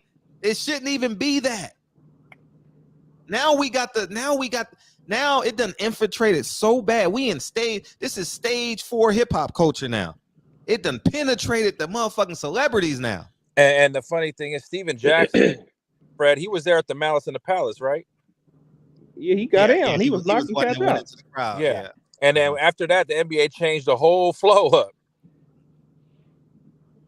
Yeah. And I gotta say something to Mex though. Yes, please. Did Mex finish his point? I'm sorry. No, I did. I was just saying hip hop's is one of the most destructive things that happened since it came out. It's very destructive. Who's in charge? Well, listen. Who's in charge of what gets played and who gets signed? The record labels, bro. The white. They show as hell ain't black. Yeah, the white, they know what they're doing. Wait, see, Not we're no not more. accountable. Okay, See, hold on. Let You me can't finish. blame that no more. Let me finish. Let me finish. That doesn't apply. Let me finish, nigga. Don't cut You're me off. wrong. I'm not. Fred's favorite rapper, your favorite rapper, my favorite rapper. Right now, we're talking about like our favorite rapper right now is who? Same favorite rapper. You talking about new dudes? New dudes? Yeah, new dudes. You talking about? Oh, LaRussell's one of We all love LaRussell, right? my shit's EBK J-Bo though, but yeah. I mean, see, you perpetuating the damn. I can't even shit. tell you my favorite new rapper because I stopped listening to new rap years ago.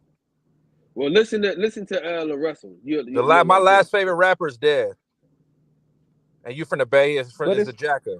Hey Kyle, it's like the Jack. You like this, right? The Jack. When you had the Jack, you're from the Bay.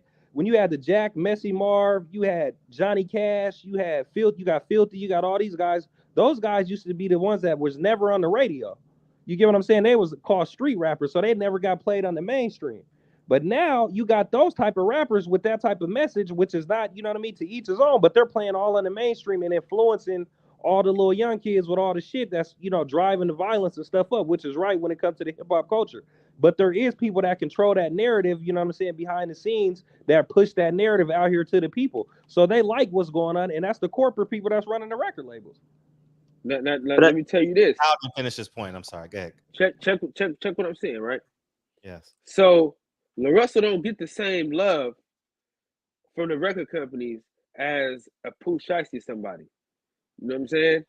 And what I'm saying is, listen, nigga, he had to do that. Bro, he said he turned down a $10 million deal. That was his choice to turn down the record labels. They showed him love. Listen. That's after he was already big, though. You feel what I'm saying? They ain't checking for you.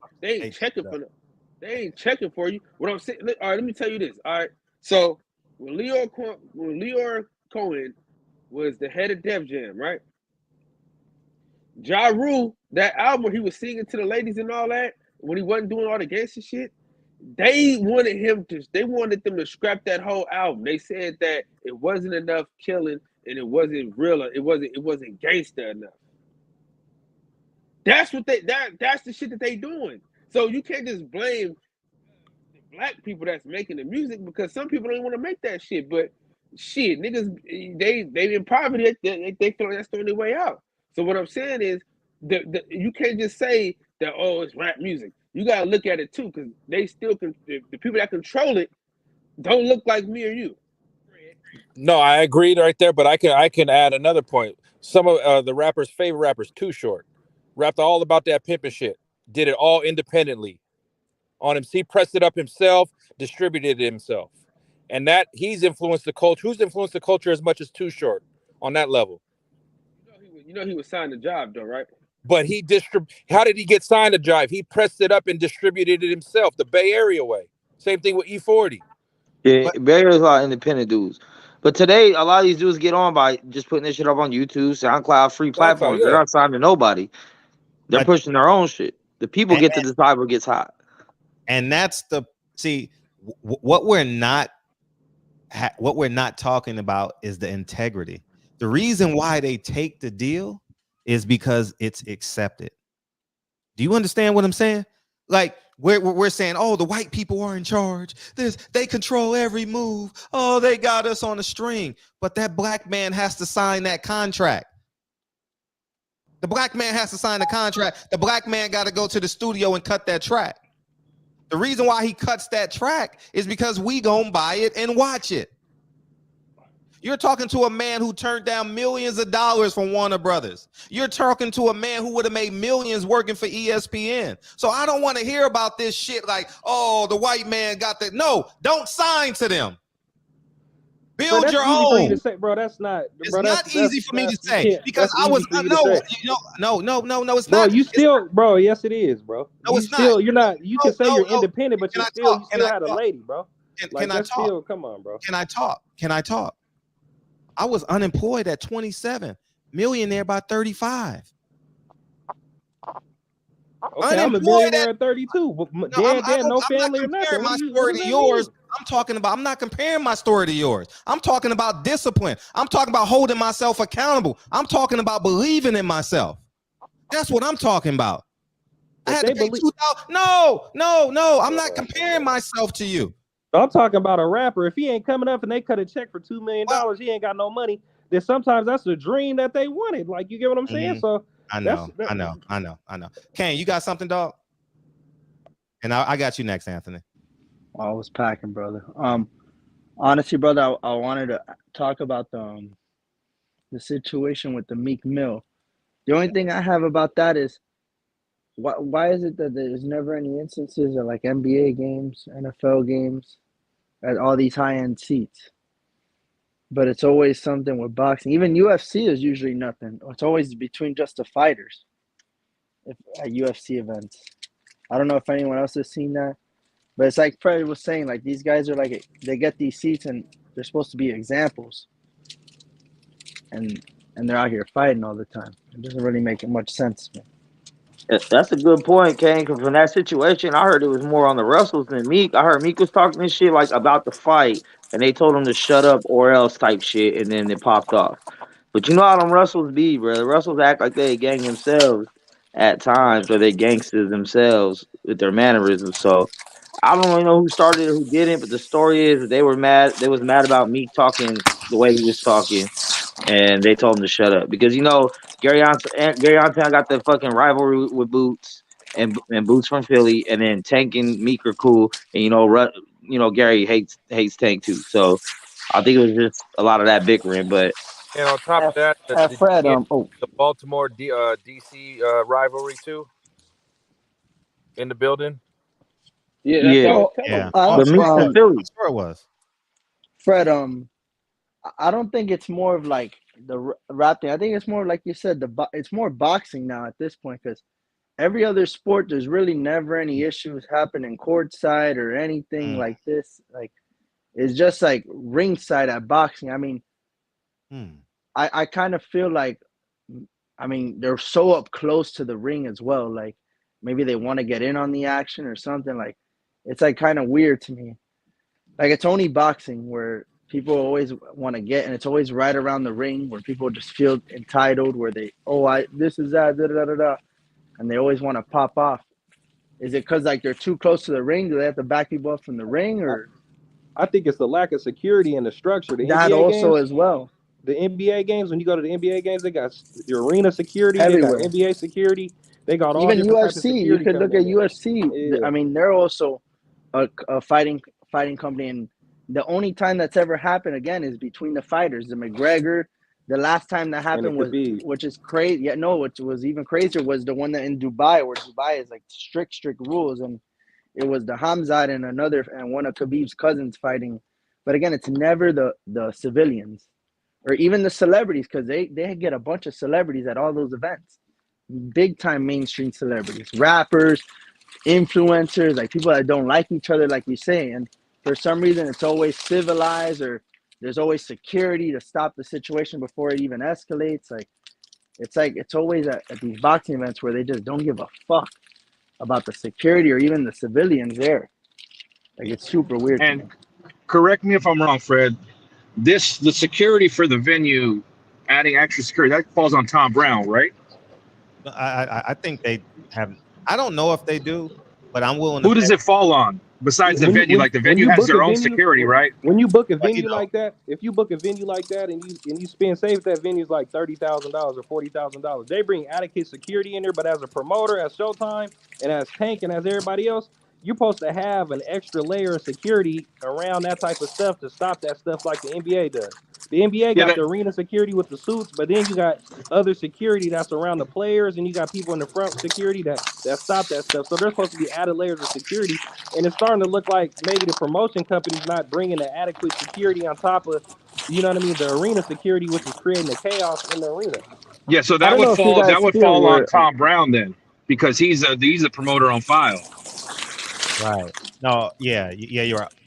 Ultimately, for us as boxing fans, it's on them to perform adequate security, but and that's expensive because you got to do the police too. I think you got to do a certain number. I don't know what it is. No, you got to whatever put in, you got to put in a number. permit. You got to have police. Yeah, you So, got to put in a permit too to get the police.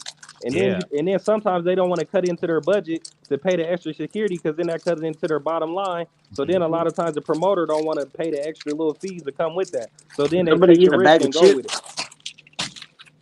It's like they're running a country That's club out probably there. Mex ass. I ain't eating no That's how I chips. feel. I was the one asking.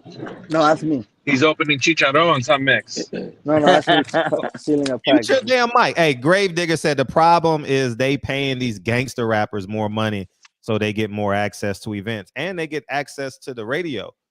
But we ain't got to sign the contracts. Like it takes a level of integrity to believe in yourself. And to answer your question, Tavion, Dre is 3 years younger than me. So that makes her 24 when I didn't have a job. Dre didn't become a doctor till she was 30.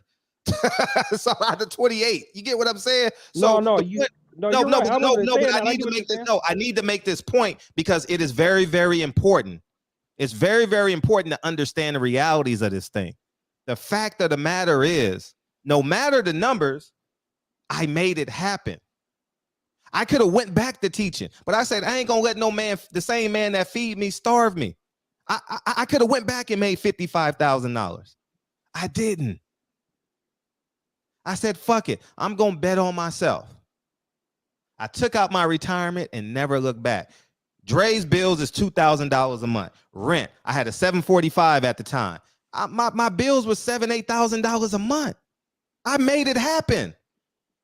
And we sitting here, oh, the white man this, the white man. Get off your ass and make it happen. There are creative ways that you can make money. Make it happen. So this is what I'm saying. So now that you say that, so when these people, these labels and these people come to these artists with that check, when they ain't got shit and they make it happen, now they give them $2-3 million in their face and they go take it, put the jury on, and that's what creates the problem. That's exactly what I'm saying. They make it happen, but the problem is our integrity. It's always a choice. There's always a choice. I would have been Brian Custard by now. Respect to Brian. I would have been Stephen A. Smith by now. When 710 came to LA, I was one of the first people they called. I was working at a black newspaper. They called me in for them. We had 3 fucking interviews. But I was just doing it for the experience. I was pushing them to see how much I can get, see how much. I knew I wasn't going to take the job. Y'all don't understand the integrity, that the amount of self-belief that you must have to do this for real. Oh, they just take the money. Yada, yada. No, you really got to believe in yourself 100%. Fred, if I can add, yeah.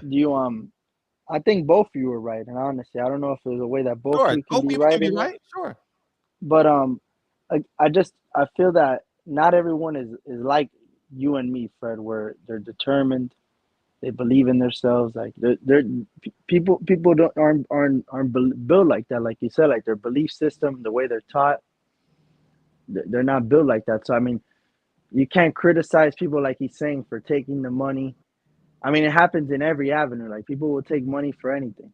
People will sell their soul for anything. I mean, to do it for their family and otherwise. So you can't really blame people like he's saying.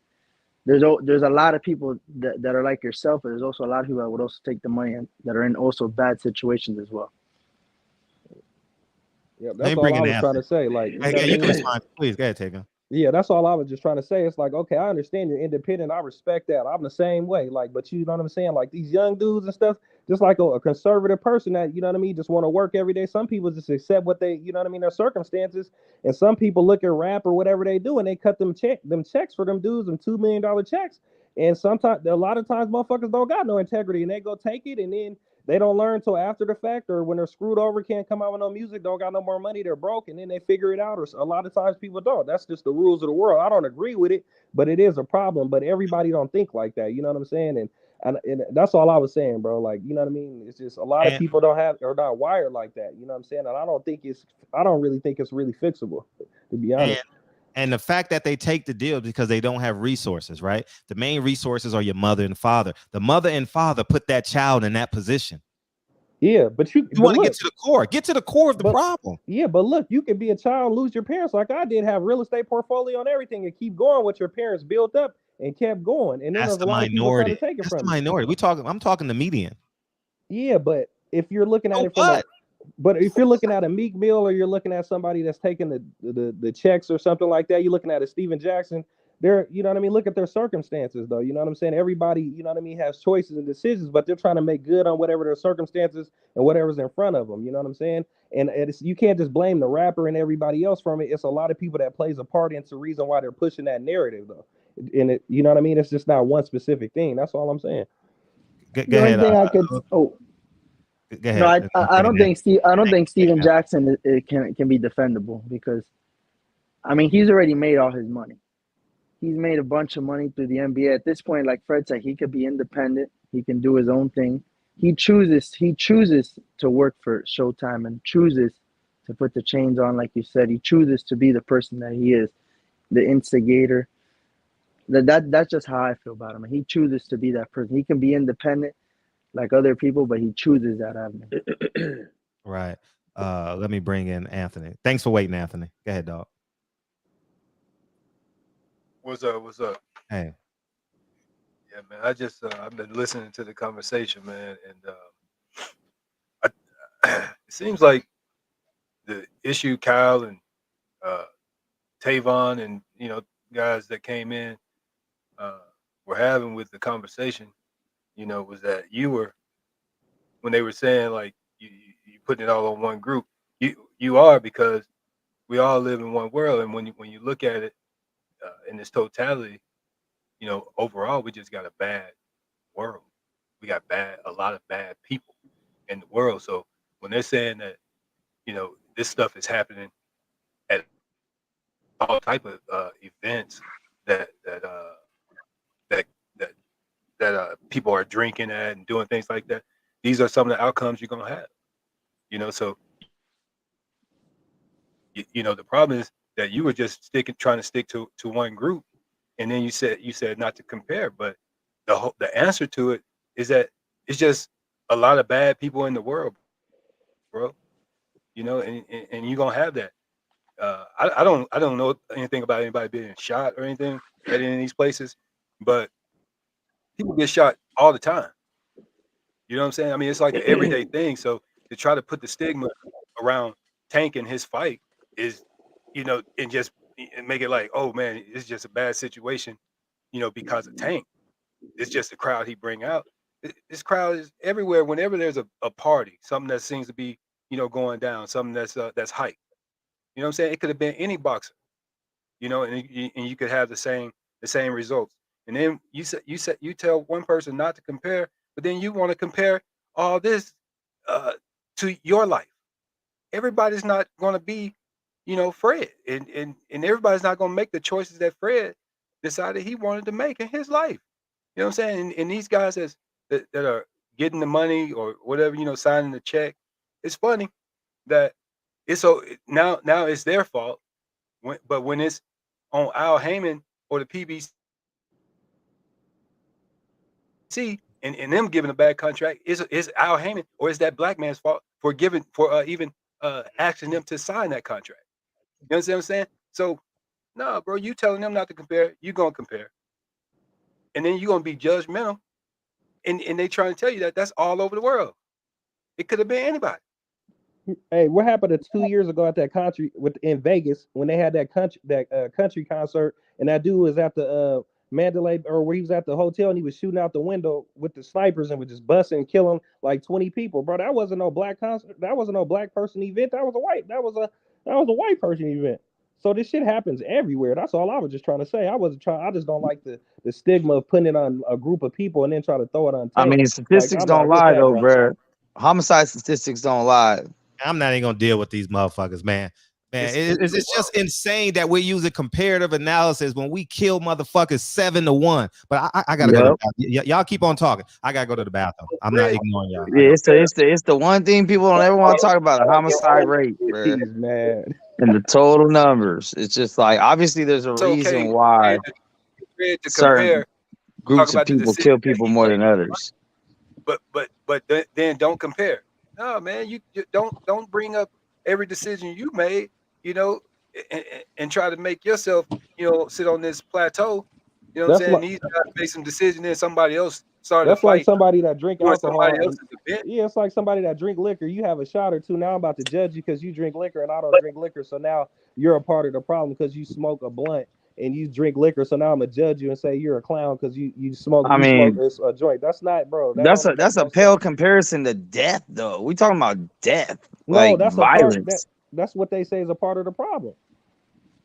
I mean, it That's what might he's be. saying. This is what Fred's saying. though. This is what Fred said. Might be. I mean, because at the end of the day, it's a certain. I'm not even gonna say it's a certain race. It's a certain culture, which is probably predominantly a certain race. But there's a How? When certain the fucking culture. country concert, bro, the dude smoked like 25 Bro, people you at the using one hotel. example. Give me No, another that's one. just That's random. one weekend in Chicago. That's What are you one weekend in talking about, Chicago. bro? That wasn't in That's one Chicago. That weekend. was in Vegas at the country concert. I'm when the dude saying shot the that people at the number of hotel. people. Take You rock say and he roll shot as what, an like 20 example. people? You say he shot 20 people. That's Bro, one yes, weekend you in remember that shit when Chicago. the dude shot 20 people out the balcony of the Bro, motherfucker, hotel. No, but that was 75 like a people got serious shot in mass Chicago shooting. in one weekend. Bro, That was a niggas, serious mass It's shooting, though, just bro. it's just not one culture. It's in the world, period. it's in the Anywhere you world, want to bro. go, where it's Nah, gonna it's have a drugs. culture on the day to day. On Anywhere the you day to day, go, every single day, right now, today, it's a culture, bro. It's street motherfuckers. That's anywhere what it that comes down to. And it's not just black, white, it's just whatever. Black, white, Asian, Mexican. If you in the hood and you in a gang, most likely it's your culture that's causing a lot of the homicides. Like, yeah, you want to point out, look about this white person shot up a school, killed 5 people. Yeah, that's a regular day in the hood. Like, that ain't shit. I mean, it is because it happened at once and it's dramatized, but like even the shit, him shooting 20 people at a concert with a sniper, that's crazy extreme. The story of it is crazy, but 20 Serious. people, 20 dead bodies, there's more than that in the inner cities More. every single weekend. No one Bro, cares you're about the talking to 20 somebody that's 20 his little father Mexican and just got black kids that killed get out shot in front. every Bro, weekend. you're telling me no, somebody's Max, we best could friend talk just about got a killed in front of marathon, his a own whole business, marathon bro. where Like, some come on, people bro. blew up the whole place, man. Come on, dude. This stuff We're happens everywhere. talking Yeah, about like what are the you talking culture of about? it though. No, Yeah, and you can just say put it on one terroristic culture is another fucking problem if you want to go there. Okay. Well, you could call them all terrorists. This is terror. It could be Okay, then they terrorists all in your terrorists, and they community. all a problem. The Idaho professor, the Washington State professor that went in there and stabbed them girls up in the room in the house, the professor that was at school at a college that had a degree that was practicing criminal that went in there and kicked the door in and stabbed the 3 girls and the dude in there. What is that? That's just another day in the Mexican neighborhood in LA. That's all we're saying. This is the world that we. It's the world, But I'm bro. saying it's hood shit. It's hood not a shit black where and white thing. it's hood shit where here's the thing. Here's the difference though. Here's the difference though. In those instances, people are disgusted by those instances. In the other instances, people get rewarded for this shit. Oh, you caught 3 bodies. Oh, you smoked all them niggas. Like you're proud of that. You get props of that. You get a tattoo on your face. You get ranked. You become somebody when you do that. And these other shits were like, yo, that's a tragedy. It's fucked up. But when it happens to in our neighborhood, it's just like motherfuckers don't say shit. They don't snitch. They know who did it. And if anything, that dude's now the boogeyman of the fucking hood. Like, I mean, it's either y'all ain't never lived in the hood or maybe y'all looking on the outside. I don't know. What are you talking about, bro? That's all I'm asking because it seems like y'all flabbergasted by this information. Bro, my partner just got killed at his business, bro. In the Then you know what it is. community. Then you know what it is. So stop trying to point out outliers. Like, what about this one thing that happened in '96? Like, bro, but I'm not gonna say that's the reason when I go to a fight. Okay, it's a whole lot of shit that goes on, bro. Like it's just not one specific thing, bro. That shit happens everywhere. Can we all agree that Tank Davis's fights usually happens? Right? I've never heard of it happening other than this fight. And this fight wasn't even hood fans. This was a rapper versus another fighter, though. This is like not even like fans that came in gangbanging or anything. No, but what I want to get to at the end is I mean, at this point, if anything else happens, at this point, I feel like it's on the promoters. At this point, I feel like they know the crowds that have come. This has happened multiple times. Like there just needs to be more security, in my opinion. Yeah, so like somebody would have got hurt. Safe. They would have got the shit suit out of them too on everything. They would have had $100 million lawsuit if somebody would have got hurt in there, like shot or something in that venue. Showtime would have been in deep shit. That's what I'm saying. Because that's there's fault. already been one person shot. I mean, at the Atlanta one, like Fred was saying, and then the New York one, they were playing dice. They were there was also a guy that was there was a shooting there, and then now this one with a fight. Like we already know the crowd that attracts to Tank, and I mean, you can't blame it on Tank. Like he's a knockout artist, everyone wants to go see him. So I mean, they shouldn't have this happen in reality. They should be preparing for this. They should know ahead of time that they need to be pulling out all the stops to not let this happen. I feel like there's more blame on Steven Espinosa and Showtime and Al Heyman as well. Don't blame Al Heyman, dog. Anthony's gonna get you. No, Anthony, do you agree with that as well? I mean, I think that's pretty logical. That there should be more security, and then it's a promoter's responsibility. Yeah, so it will fall on everybody that had, you know what I mean, something to do with the show for sure. No, because the thing is that you got 15, almost 20,000 people somewhere, okay, and then you have 20 people all of a sudden get active, and it's a bunch of confusion going on, and now everybody, this is what he brings up. That's 20 people out of 20. What is that? 10? That's not even. That's but Anthony, it's 1%. been a recurring occurrence. So no. I'm not saying that he's a bad person. I'm saying that's just what happens at his fights. No, what I'm saying to you is that it doesn't matter. It could have been a concert. It could be anything. When it's something that's hype and there's some hype about it around it, and you know the girls are gonna be there. It's gonna be they're talking this turn up, all this type of stuff. You're gonna get those type of people as well as you're gonna get the people who just come there just to see the fight. Those people, no doubt, but there's more security though. Those people that there's are in a lot the more security. It's way more controlled though. The people that are in the bathroom shooting dice, the people that went outside and shot somebody, it may not have anything to do with the fight. The people that are in the bathroom shooting dice, they obviously are not there for a fight, bro. They there for the hype. Exactly. They there for the girls. They there for the drinks, all the other stuff that goes along with it. Okay? But if there's more security, then the situation gets dissolved, and that doesn't even happen. But still, we talking about. That's what I'm saying. That's what I'm saying. I'm saying it's not on Tank or any black people or anything. I'm saying that if there's more security, these situations wouldn't happen. And you don't even have to have these arguments. You get what I'm saying? Like we're just arguing over nonsense.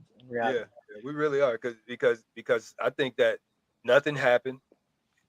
Some people left. They were escorted out. It was broken up just fine. That's what security is there to do. Security is not going to necessarily be able to prevent something from happening, but it can prevent it from being worse.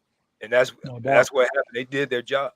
I mean, I don't know. But also, I don't think you've also seen. No, but as anyone else, I mean, we brought it up yesterday as well. I mean, I don't think that's ever happened at a fight where the fight just stops mid-fight. Like, I mean, it just gives them. It also gives Tank a bad look, and it's not his fault. It just. I want to say something happened at the Tyson Fury fight. The same shit happened. I think both fighters stopped. In Vegas.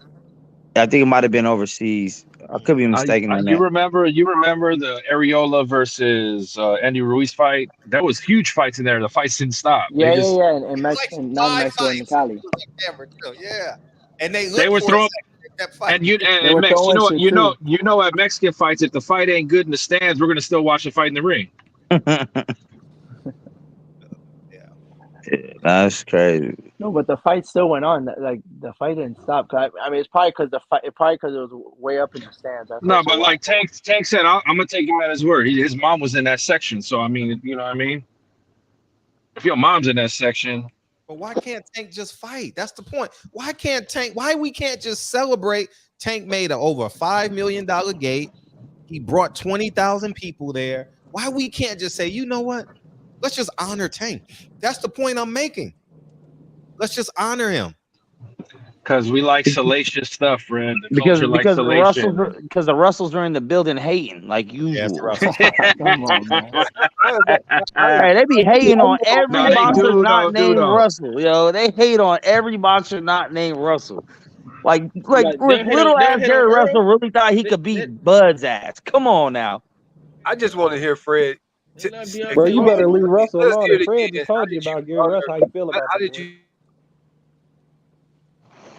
say let's honor Tank? Say that again, because I never heard that at any part of the conversation. You know, in your monologue that you said that you were giving us information to say why don't we just honor Tank? He broke up. Repeat. I'm saying during your monologue. Yes. I heard nothing nothing that was in reference that was saying that you were promoting honor Tank. That's the first thing I said when I came on the show. Oh, you said it. You just said it again. I understand that. But as you went into it, nothing that you said honor Tank. You were putting all the blame on Tank and saying this is the crowd that he brings out, and that people need to stay away from this. Basically, you said, "Hey, I wouldn't take my wife to a Tank fight." I wouldn't. I mean, come on, man. I wouldn't. I wouldn't. You No, not I saying wouldn't, honor honestly. Tank. You're saying, hey, we got to do something about this guy. This guy's bringing trouble. He's bringing trouble. He's endangering people's lives. Okay. So nobody's going to Tank Ryan Garcia fight? Hey, so No, that's not safe. can you let us Oh no, it's different, Mix. I'm going to that because that's just safe, bro. there's gonna be fights at the weigh-in, at the grand arrivals. It's gonna be That's gonna be like the early '90s race wars in LA. Oh yeah. Damn, I'm about to get caught in the middle of a race war. You already know. That's what it's gonna be. It's gonna be like the prison scene in Blood In, Blood Out, where they united and then they fight at the end. The brothers in the essays. Yeah, right. Yeah, it's hip hop culture versus the Mexican hip hop culture. That's what we're gonna get. It's gonna be Narcos versus hood shit. Hold on. Bro, the Mexicans is savages, bro, and they don't listen to hip hop either, bro. So Fred, don't throw the Mexican hip hop. The Mexicans They got do their own listen to music. hip hop. No, Our but they version got of some Mexican, bro. The cartels and shit. You go to watch the music videos and the shit like. I don't. You can call them anything you want. Bro, but no, stop labeling hip hop. Corridos Bro. the There's same a whole shit. bunch of shit. Like, come on, bro. Hey, Corridos is that's our gangster rap. It's gonna be the ignorant Mexicans versus the ignorant black, and it's gonna be at least 10 fights. Period. You can call it what you want. See, this is called something altogether different anyway. This is not hip hop. This is not gangster rap. This is pop. That's what it is. When you go to that mainstream level where you got all different races listening to your music, it's pop at that point, man. And that's, if you want to blame it all. Just put it right there. It's pop. It is the number one genre in the world. It's young people and alcohol and drugs, bro. This is the result. Can't put this on the people that's in there clean. You know, not in there causing trouble. Tank was in a fight. He had an event, a fight. It got nothing to do with Tank. Besides him being the superstar.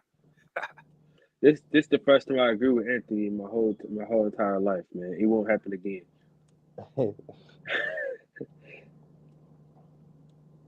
I'll just say this: hip hop culture is one of the main arteries of Tank's audience, fan right? base, and that's the crowd that he's bringing. So if Tank is bringing this crowd, it needs to be aggressive steps taken to protect the fans there. And if you're not going to do it, there is a 100% chance that violence or the attempt at violence will occur. Period. And if you're pretending, then you're a fool. And the data proves it. I don't care about how y'all, you could change the narrative to Mexican hip hop culture, black. You can put any title you want on it. The data is there, and the data is substantial. End of discussion. Now, you got to look at Tom Brown. You got to look at the MGM. If that's the way the fight's going to be, you got to look at whoever else is putting on the fight. It has to be measures taken for the 12,000, 13,000 people that spent their hard-earned money. Oh, Fred, but you know them corporate sponsors are gonna have a say in it, and the average ticket pricer is gonna get priced out of that. So that's gonna go straight to. But it's still gonna sell out though. It's gonna sell out. Yeah. But that crowd, they're gonna push to have A-list Hollywood celebrities there, not A-list hip hop celebrities. Sure, similar to Wilder Fury. I agree. Yeah, they're gonna want the Michael Wilbons, the Tom Brady's, people like that, Magic Johnson, you know. Wait, was Mike Wilbon the first person you said? No, Mike, but like that, they're gonna want that level of media there. Wilbon's a clown anyway. He's a hater too. I don't disagree with you, but I'm saying they're gonna want that, like that type of. They're gonna want the blue collar, blue chip media there. What Michael Audubon do? Nah, he just, I'm real cool with Kyrie. With the shit he be saying is kind of, I don't really respect him. I just think we gotta. I mean, it's a decorum that we must have, and 99 people can have decorum. If one person brings a gun, it changes everything. The man with the gun got to feel so uncomfortable, like he's sitting in the middle of a church, or he's at grandma's house, or he's at Thanksgiving. Who is that? That's me, guys. I'm sorry. Oh, okay. Mute your mic. And if we don't make this man feel uncomfortable, then guess what? Bitches ain't shit but hoes and tricks. That's it. Hey, but they ain't. And that's the whole point, because guess what? We're not really believers. We're non-believers, because if we were really God-fearing people, there wouldn't be no blurred line. God said, you going to heaven or you going to hell? He made his point. He said, find me 10 people. I'm burning this motherfucker up. God had hard lines, but we want to deal with people's emotions. We want to deal with how people feel. We want relationship, when the most important relationship is the person we lay with and God, the person we procreate with, and God. But we want relationships with Steven Espinoza, all these fighters, your co-workers. We don't have no hard lines. We got blurred lines all throughout our life. That's why I'm arguably one of the most disliked people, because I have hard lines. My integrity is never negotiable. Never. And that's the problem. We are negotiating our integrity. Mikey Garcia said, I would renegotiate. I would still do a deal with Bob Air. The man took you to court and held you out, took 2 or 3 years of your prime. Our integrity is negotiable. Bob Arum let Terrence Crawford come into the fights backstage and everything after he sued him for being racist. I probably shouldn't have used Mikey Garcia as the example, but that's the first thing that came to my head. But the point I'm making is, you see how our integrity is negotiable? But that I agree with you, but that's something that's going to exist in every empire. That's a human flaw. That's part of the experience. There's going to be more people that have that type of that are predisposed to, in whatever structure they're in, socioeconomic, whatever. More people are going to be predisposed to, like the $1 Million Man said, everybody got a price. Well, we're really non-believers then. That's my point. We're non-believers. Yeah. Whatever you fall in, whatever religion you fall in, there's less than 1% that actually practice a hard line of righteousness. Right. You're absolutely right. And even then they get tested. Even when you believe in that religion, a lot of them people they get tested with certain situations and stuff too, when they go against everything that they teach, and they lose their integrity, So it'd be a lot of different stuff. Integrity is universal though. Facts. The pastor get up there in the pulpit and be preaching, and he supposed to have integrity, and he up there fucking the, he got a wife up there and he's over there having sex with the lady in the church and shit like that. But he's speaking the word, and you supposed to believe what he's saying in the word. A lot of these people don't got integrity. A lot of the people spinning the messages don't got integrity. That's what's wrong with the world. You are right about that though, for sure. Until we can do that in our house, I'm not saving the world. I'm saving the Hawthorns. And this is why I'm hard on my family. When my nephew get out of jail, my conversation is going to be 10 times harder. I'm not celebrating you here. I'm not taking you to dinner. And like you said, those hard lines you talking about, Fred, those go back to a time where you had to represent your bloodline in a certain fashion, or else the elders would ostracize you from your bloodline. It ain't even the community. It's the bloodline of, like, you carrying our name. Facts. My grandparents, they'd kick you out the house, bro. But like, get the fuck up before you even walk in the house. Like, you know what I'm saying? Like, they embarrass you in front of everybody. Like, and then you got to take that shit on the chest and come back and be a better person. You know what I'm saying? And come back with respect and honor before you even step back in their house, or they don't even want to deal with you. They don't even give a fuck how you feel about it. I don't do it. That's why, honestly, that's why you don't see me tagging celebrities, taking pictures with celebrities. That's why I don't do it. I can hang with a celebrity every day of my life. I have the time. I don't. I invest in my last name. It's important that we have that mantra. I'm not saying that 100% clip. Fred got bullshit in him, but I'm not putting that on. I'm not putting that on Instagram.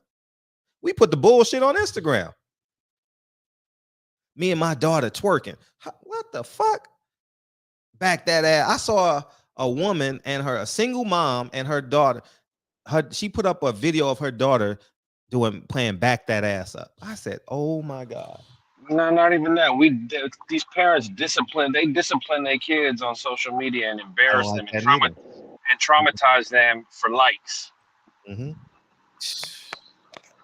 But then the parents are selling the kids off for sex and shit too for like, so the shit's all exactly like but a lot of them have kids at 16 yeah. and 15 with no grandparents and no moms and shit, so they just out here growing up and now they violate people and then they go into dude's house robbing and it's a trickle down effect. But that's like I said, I think it's a bigger problem than just the music. The music plays a part in it, a big problem in it, but it's a whole bigger problem, you know what I'm saying, going on in the world than just one specific thing. Biggest part is the family. Yeah, there is no family though now, you know what I mean? Based on a lot of people don't got no, you know, they don't even care about family, which is crazy. But yeah, and like if you look at certain it's American thing though, like there's the certain countries that value family. You could see the reduction in crime, the reduction in every aspect of quality of life. Yeah. Even Canada, you go to Canada, people are so respectful and nice, bro, and just have a good time. They don't gotta, you know. Some of them European countries, what is like Sweden, like they value the family structure. Yeah. Like the family structure is upheld. Asian culture too. There's not a lot of there's not shenanigans like here. China is going to pay. Did y'all see that China is going to pay people to have more children now? They need more citizens to populate these countries they're investing in. They want to control. They want to be American. They're like, we need more children. So when we call in these loans in Mexico and Africa and all these other countries, you guys go in there to live. From a production standpoint, shit. Raw material. From a macro perspective, just looking at the Chinese modus of operandi and the war strategies they're implementing, I cannot not tip my hat to what they're doing. As a strategist, what they're doing is they're going to control the world order in another 30, 40 years. Yeah, and we just give our wombs away. Wombs, WOMBS, wombs. And the fact that women, I'm not specifically talking about black women, the fact that women give their wombs away means we're non-believers. American women. This country has the most. This country has the most abortions, right? I don't know what country has the most abortions, but I've never studied another country. I'm confident to say we're in the top 5 probably, but like this is the funny shit. They give the wombs away, they get abortions, and them same fetuses are sold to big pharma, and it's just like we're walking to our demise willingly, and they're profiting off it in every fashion, every aspect. Yeah, man. And I don't blame them. I'm like, it's like the if you guys go check out the interview with the dude with Brittany Griner, the dude they swapped out with Brittany Griner, and you go listen to the interview that he just did when he got out of jail and he was talking about the United States and how they're losing it and they're not in control and shit like that. Like that shit is an alarm, bro. Like you got to go watch that and see what he's saying. No, like, I saw that. I saw an interview of like their equivalent of like CNN and Fox. They're just laughing like, you leaving a Marine, a decorated war hero with us, and you're giving this person because she's gay, and they're laughing people like we're the United States is self-destructing, bro. It's yeah, like they're looking at it from other countries like we got them in like 5 years. We're gonna take all that shit over. Yep. And they said Donald Trump was soft. Fuck out of here. Donald Trump was hard on China. He was mad hard on China. Kane, you got anything? You've been quiet for a minute. I've been packing, brother. Get this working. Anthony, you got anything, dog? Yeah. Yeah, bro. Floyd Mayweather. Yeah, closing remark. We're gonna get out of here. I think we got to a point where the conversation is good. We all agree we all need integrity. But go ahead, Anthony. You can give your closing remarks too. And thank you for coming. Yeah, appreciate it. Appreciate for letting me come up. But yeah, I mean, it just all goes to one thing, man. It's all sin. You know, I mean, it ain't nothing new. You know what I'm saying? And we all been a part of it. We all have been down in the muck. You know what I'm saying?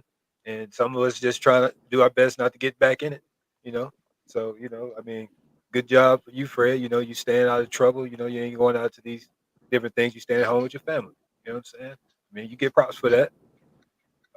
But yeah, I mean, this conversation or this even just this platform in particular, it's not even going to reach anybody in a positive way like that, man. Because this is, I mean, because to get that, you have to get some fear. You know what I'm saying? You know, like respect comes from fear. You know, so no respect, revere, not fear, revere. But go ahead, continue. You know, people, your child is not gonna obey you if they don't have reverence. You know, which say the same thing. You know, fear. You can use that, but that's the whole thing about it. You know, so but the conversation would have to be a different conversation because it's not.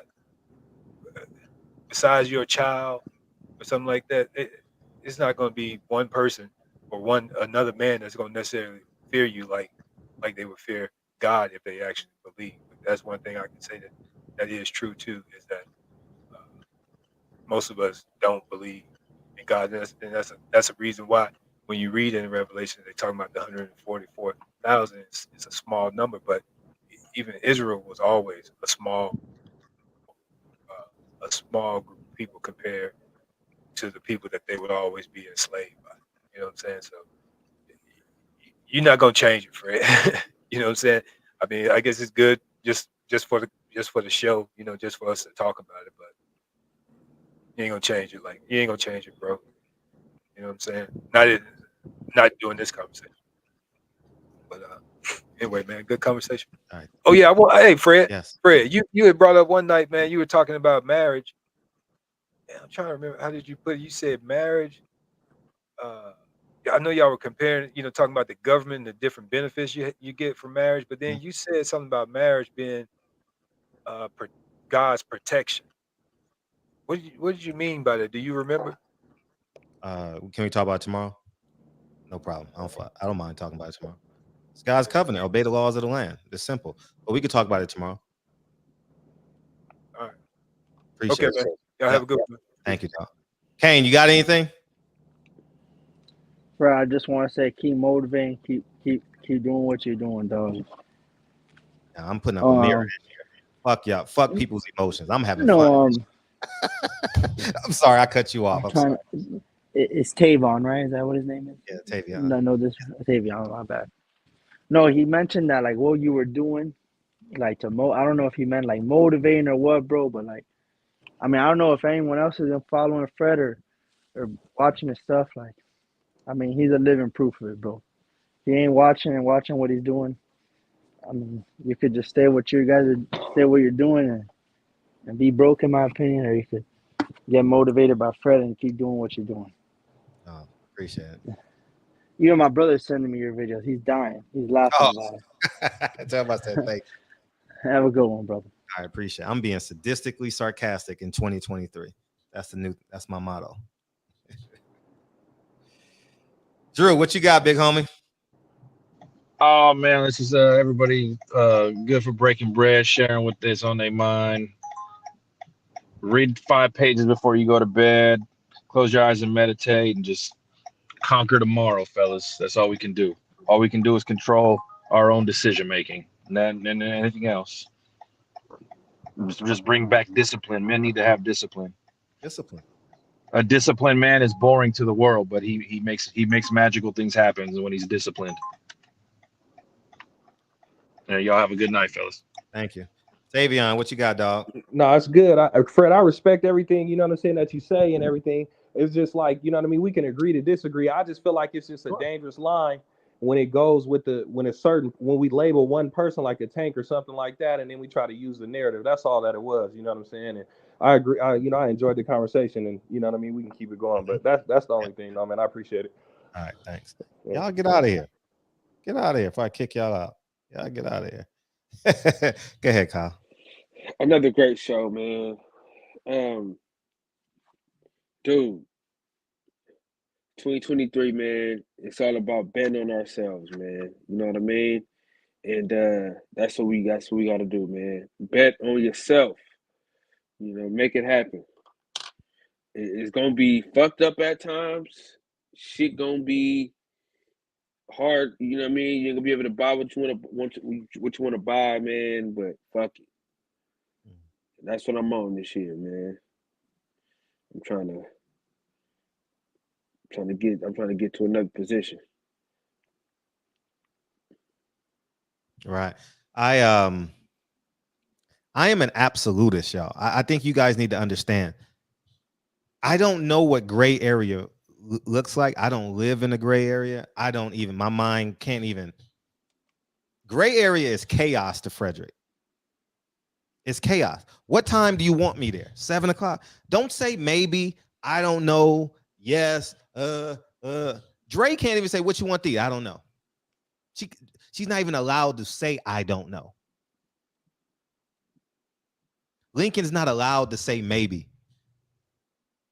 Like Kennedy's not even allowed to. You got to say I. You can't say Lincoln did this to me. That's just how my brain operates. When I got laid off, it wasn't because of the job, it was because of me. I got a girlfriend in med school. What am I going to do? Blame DeWardy Unified School District? She's in her second year of med school. She got 6 years to go. What am I going to do? Blame the world? Racism. They fired the black man. Had to keep going. She needed gas money to get to college, to get to med school. The rent was due. My car payment's due. Her monthly payment is due to go to college. So I don't understand. Like when we deal with emotions, I understand it, but I cut it off. That's dead to me. Dead to me. Dead. It doesn't exist. I don't care about the emotions of the problem. What's the solution? God is the same way. Read your Bible. He's the same way. He doesn't deal with the emotions of a problem. He didn't say, maybe where I am, there you may be also. He said, where I am, you will, I'm misquoting him, but you will be there also. He said, in my Father's house, there are many mansions. He didn't say there's apartments, there's. So I really can't function. That's why I'm comfortable with people not liking me. That's why, like, oh, Fred, why you don't respond? I don't care. Genuinely don't care. I wish more people would be more mad instead of in the gray area. Either like me or hate me. Don't, Kyle. Oh no, it don't. Oh, you cut your mic on. Sorry. So I was just I don't care either way. Make 40 videos about me. I got a beautiful family, and I hope you do too. And I put my life as the example. I'm only an expert on my life. I'm not. See, the difference is other channels gonna lose Floyd Mayweather as the example. I am the living example. I can go from the 1% on the bad end to the 1% of the elite.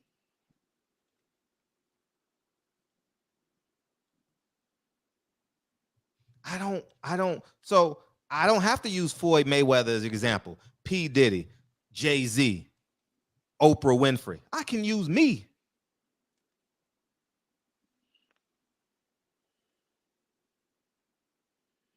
And I stand on it. And I'm going to always use me. I don't have to count Floyd Mayweather's money to get to $1 million. I can count my money. I can count my sacrifices. And this ain't bragging, but I want to be the living example. If I hide all of this, what's the point? You rather hide 10 talents or show one? Go read that parable. I'm telling you everything. I showed you how I make thousands of dollars in parking. I showed you what stock I made. It's up $4. I bought 3,000 shares. I made $12,000 in 8 days. And I gave it to y'all. Jay Morrison is charging y'all for that. Boyce Watkins is charging you for that. Call it what you want. I am so arrogant and so confident that I believe I can positively impact you financially and not blink an eye. You buy the weed, buy the smoke, do what you want. It's totally on you. But you can't come to me and say, well, Fred, no, I showed you. I showed you how to do if you live in the Bay Area or in the East Coast, I showed you last week how you can make $10,000 a month. Minimum $500 getting on somebody's roof, patching up a leak. Minimum. And it costs you $100 to start the business. You can be a first-time felon. I didn't say install roofs. Man, the best I can do is tell you how it worked for me. The best I can do is tell you how it worked for me. That's it. I had the same decisions you had. Join a gang, smoke weed, get tattoos, get ear piercings, have babies out of wedlock. I had those same choices. I said, I'm not doing none of that shit. I literally, because I am an absolutist. I cut it off. Never drank, never smoked, no kids out of wedlock, no tattoos, no piercings. I'm not going to be nothing like the perception of what I believe that will destroy me. It may not destroy you, but I believed in my heart. If I got an ear piercing, that was going to lead to a tattoo. If I got a tattoo, that was going to lead to drinking. If I drink, that's going to lead to smoke. If I do all four, I'm going to have kids out of wedlock. I said, you know what? I'm cutting all that shit off. That shit is not even going to enter my house. And I've been on my own since I was 17. I left my mom's house at 17. So I only know me. And I'm going to be the example. You can go to boxing.com. Floyd Mayweather is the example. And he's probably a financial great example. So y'all do what you do. I'm only an expert on myself. And if it helps, it helps. If you hate me for it, that's cool. I'm comfortable with it. I don't mind you hating me. I'm in the 1%. So 99% of people got an option. They can hate me or love me. And I'm going to tell you one thing I learned.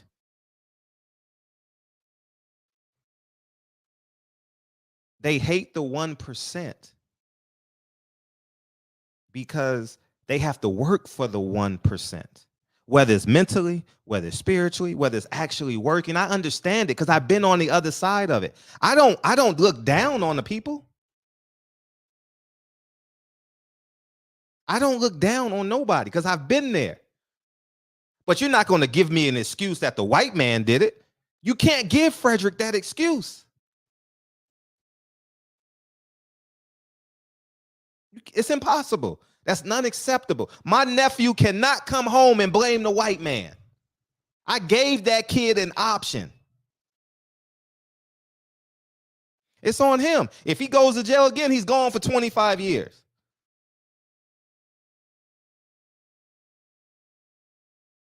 I can't bend. If I bend, I get a piercing. And then the Lincoln gets a piercing. If I bend a little bit more, I get a tattoo. Then the Lincoln gets a tattoo. If I bend a little bit more, at 15, he and I are smoking weed in the backyard. I'm not bending. I expect Lincoln not to smoke, not to drink until he leaves my house. Hopefully, I've embedded enough in him that he looks at it like, that's not cool. Because you don't know what you're going to be in life. I thought I was going to be a teacher and a varsity high school coach for the rest. Ask Dre. I was happy being a high school coach.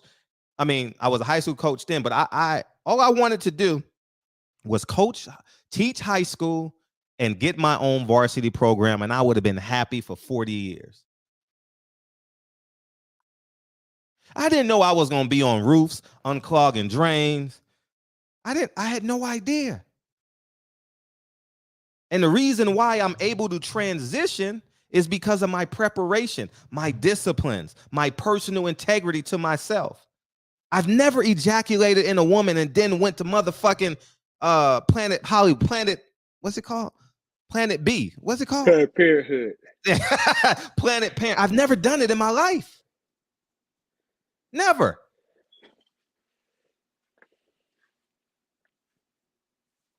So I am my own living example. And I'm only going to tell you about me. I'm not better than you, but I'm not making those decisions are irrational to me in my head. Like, it's irrational for a motherfucker to say, hey, I'm going to smoke weed and get drunk on Friday night and wake up hungover. That's an irrational decision to me. I'm not giving up a day of my life. Never. That shit makes no sense to me. How can you get drunk and have a headache and then do it again the next week? You don't love yourself. That's what I'm thinking. And that's what got me through college. That's why I am in good to great shape as a 45-year-old man. Because I never drank, never smoked, never partied hard enough to destroy my body. Every day of my life, I've waked up in my right faculties. I've made bad decisions. I'm not the perfect man, but my disciplines are in place. Like you guys got that thing on your car. If you go, you can set the sensor. If you go over a certain speed, it starts beeping. Beep, beep, beep, beep, beep. I have that on my car, right? If I don't have it no more because I don't speed, but I don't use it. I don't go over the speed limit in my life. I won't be at a Tank Davis fight. I'd rather spend $1,000 taking Lincoln. I took that. Those tickets were $600. I took Lincoln to see the Temptations. We were in the 10th. We were in the row H. A, B, C, D, E, F, G, 8. We're in row 8 to go see the Temptations. It was $300 a ticket. I'd rather do that. I tell you guys, I'm never taking a Lincoln to a fight where he can't sit by himself. The same thing goes for Kennedy, and the same thing goes for Dre. I'm not putting myself in that position and leaning on hope or leaning on a security guard. I would never do that shit in a million years. I am that conservative in real life. It's boring. It don't know. Can I afford to go to Tank Davis side? 100 times. But if I'm going to spend $3,000 on a ticket, then that means I'm wearing what I'm wearing. We out and about. I'm not doing it. You know what I'd rather spend that $3,000 on? Dre, y'all fly first class to Hawaii. Do that. It's safe. No problems. I'll spend the $80 on the pay-per-view if it's worth spending on, or I'm streaming it. Motherfuckers hide. Niggas buying the pay-per-view and they broke. Niggas die and put GoFundMe's up.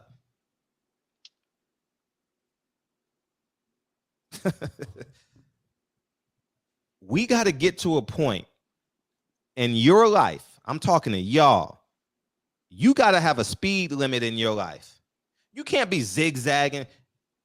Nothing goes past 70 miles an hour in your life, whatever it is, whether it's one drink, whether it's two drinks, whether it's one blunt, whether it's a half a blunt, whether it's the amount of money you spend on a weekend. You got to have that discipline. I have discipline, and I've put things in my life to keep me disciplined. Every man wakes up with the devil in the, man, do I go get pussy or do I protect my family? Do I go out of town or do I go to work? Do I go eat a motherfucking triple cheeseburger or do I eat this rice and this salad? Everybody got these demons in them every day of your life. Do I put $40 in the gas tank, or do I go do some bullshit? Everybody got the bullshit in them, but we pretend it's not there because we say, oh, the Mexicans are doing it, Tyrone's doing it, Lisa's doing it, Michael's doing it. So we can have comfort knowing that 75% of America is comfortable in their bullshit. I'm not comfortable in the bullshit at all.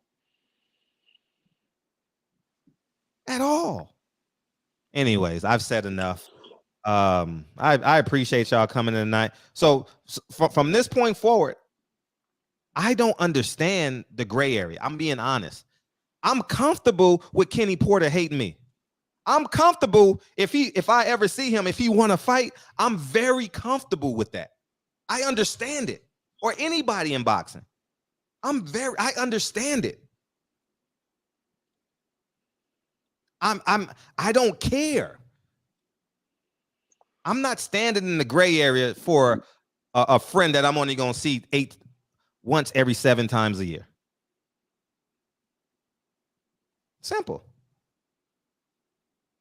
I'm very comfortable in that. And I think all of us need to be more comfortable in that position. Fuck the rest of the world. Love your last name. That's all I can say. Love your last name. And I don't give a fuck about nobody's emotions. Nah. We don't deal with emotions. Nah. I'm not solving a equation based on the comfortability of your emotions. I don't do that in my house.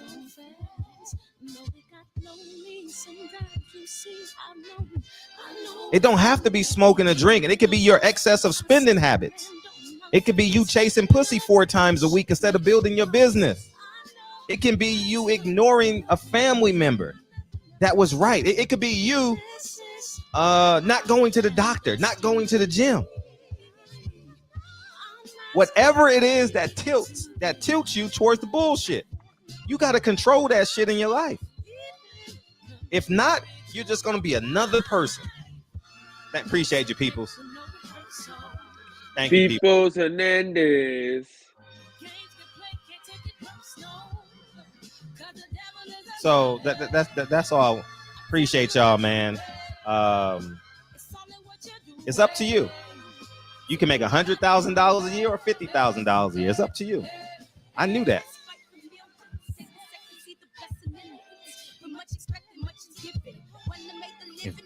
Make $150,000. The stars were never my goal. I mean, the stars was never my purpose in life. That was one step on the staircase.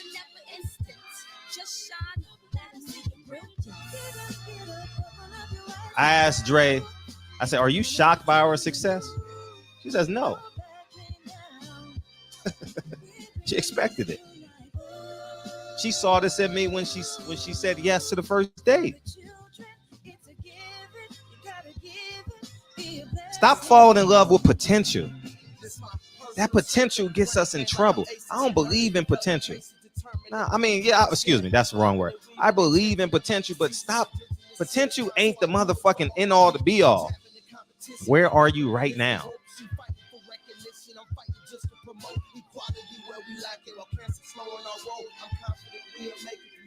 I appreciate y'all coming through. I genuinely appreciate you coming through. And I'll see you guys tomorrow. I just know it's discipline. I know it's discipline. That's what got me over. And I'm not even gonna lie to you. It's discipline. Give you guys my last example. I did 2 movies during COVID, right? Of course, I could have done more during COVID. I could have went to fights. I could have traveled. I says no, because if I go to fights, that's 4 days I can't work on the film. And then it's going to take me 4 days to get my mindset back.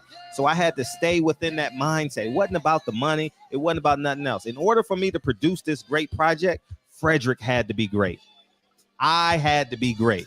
And I was great for those 2 years. And look at the results of it. I'm in a motherfucking man. Guys, think about this conceptually. Mom is addicted to drugs and alcohol. 30 years later, Frederick and his family is in a motherfucking mansion.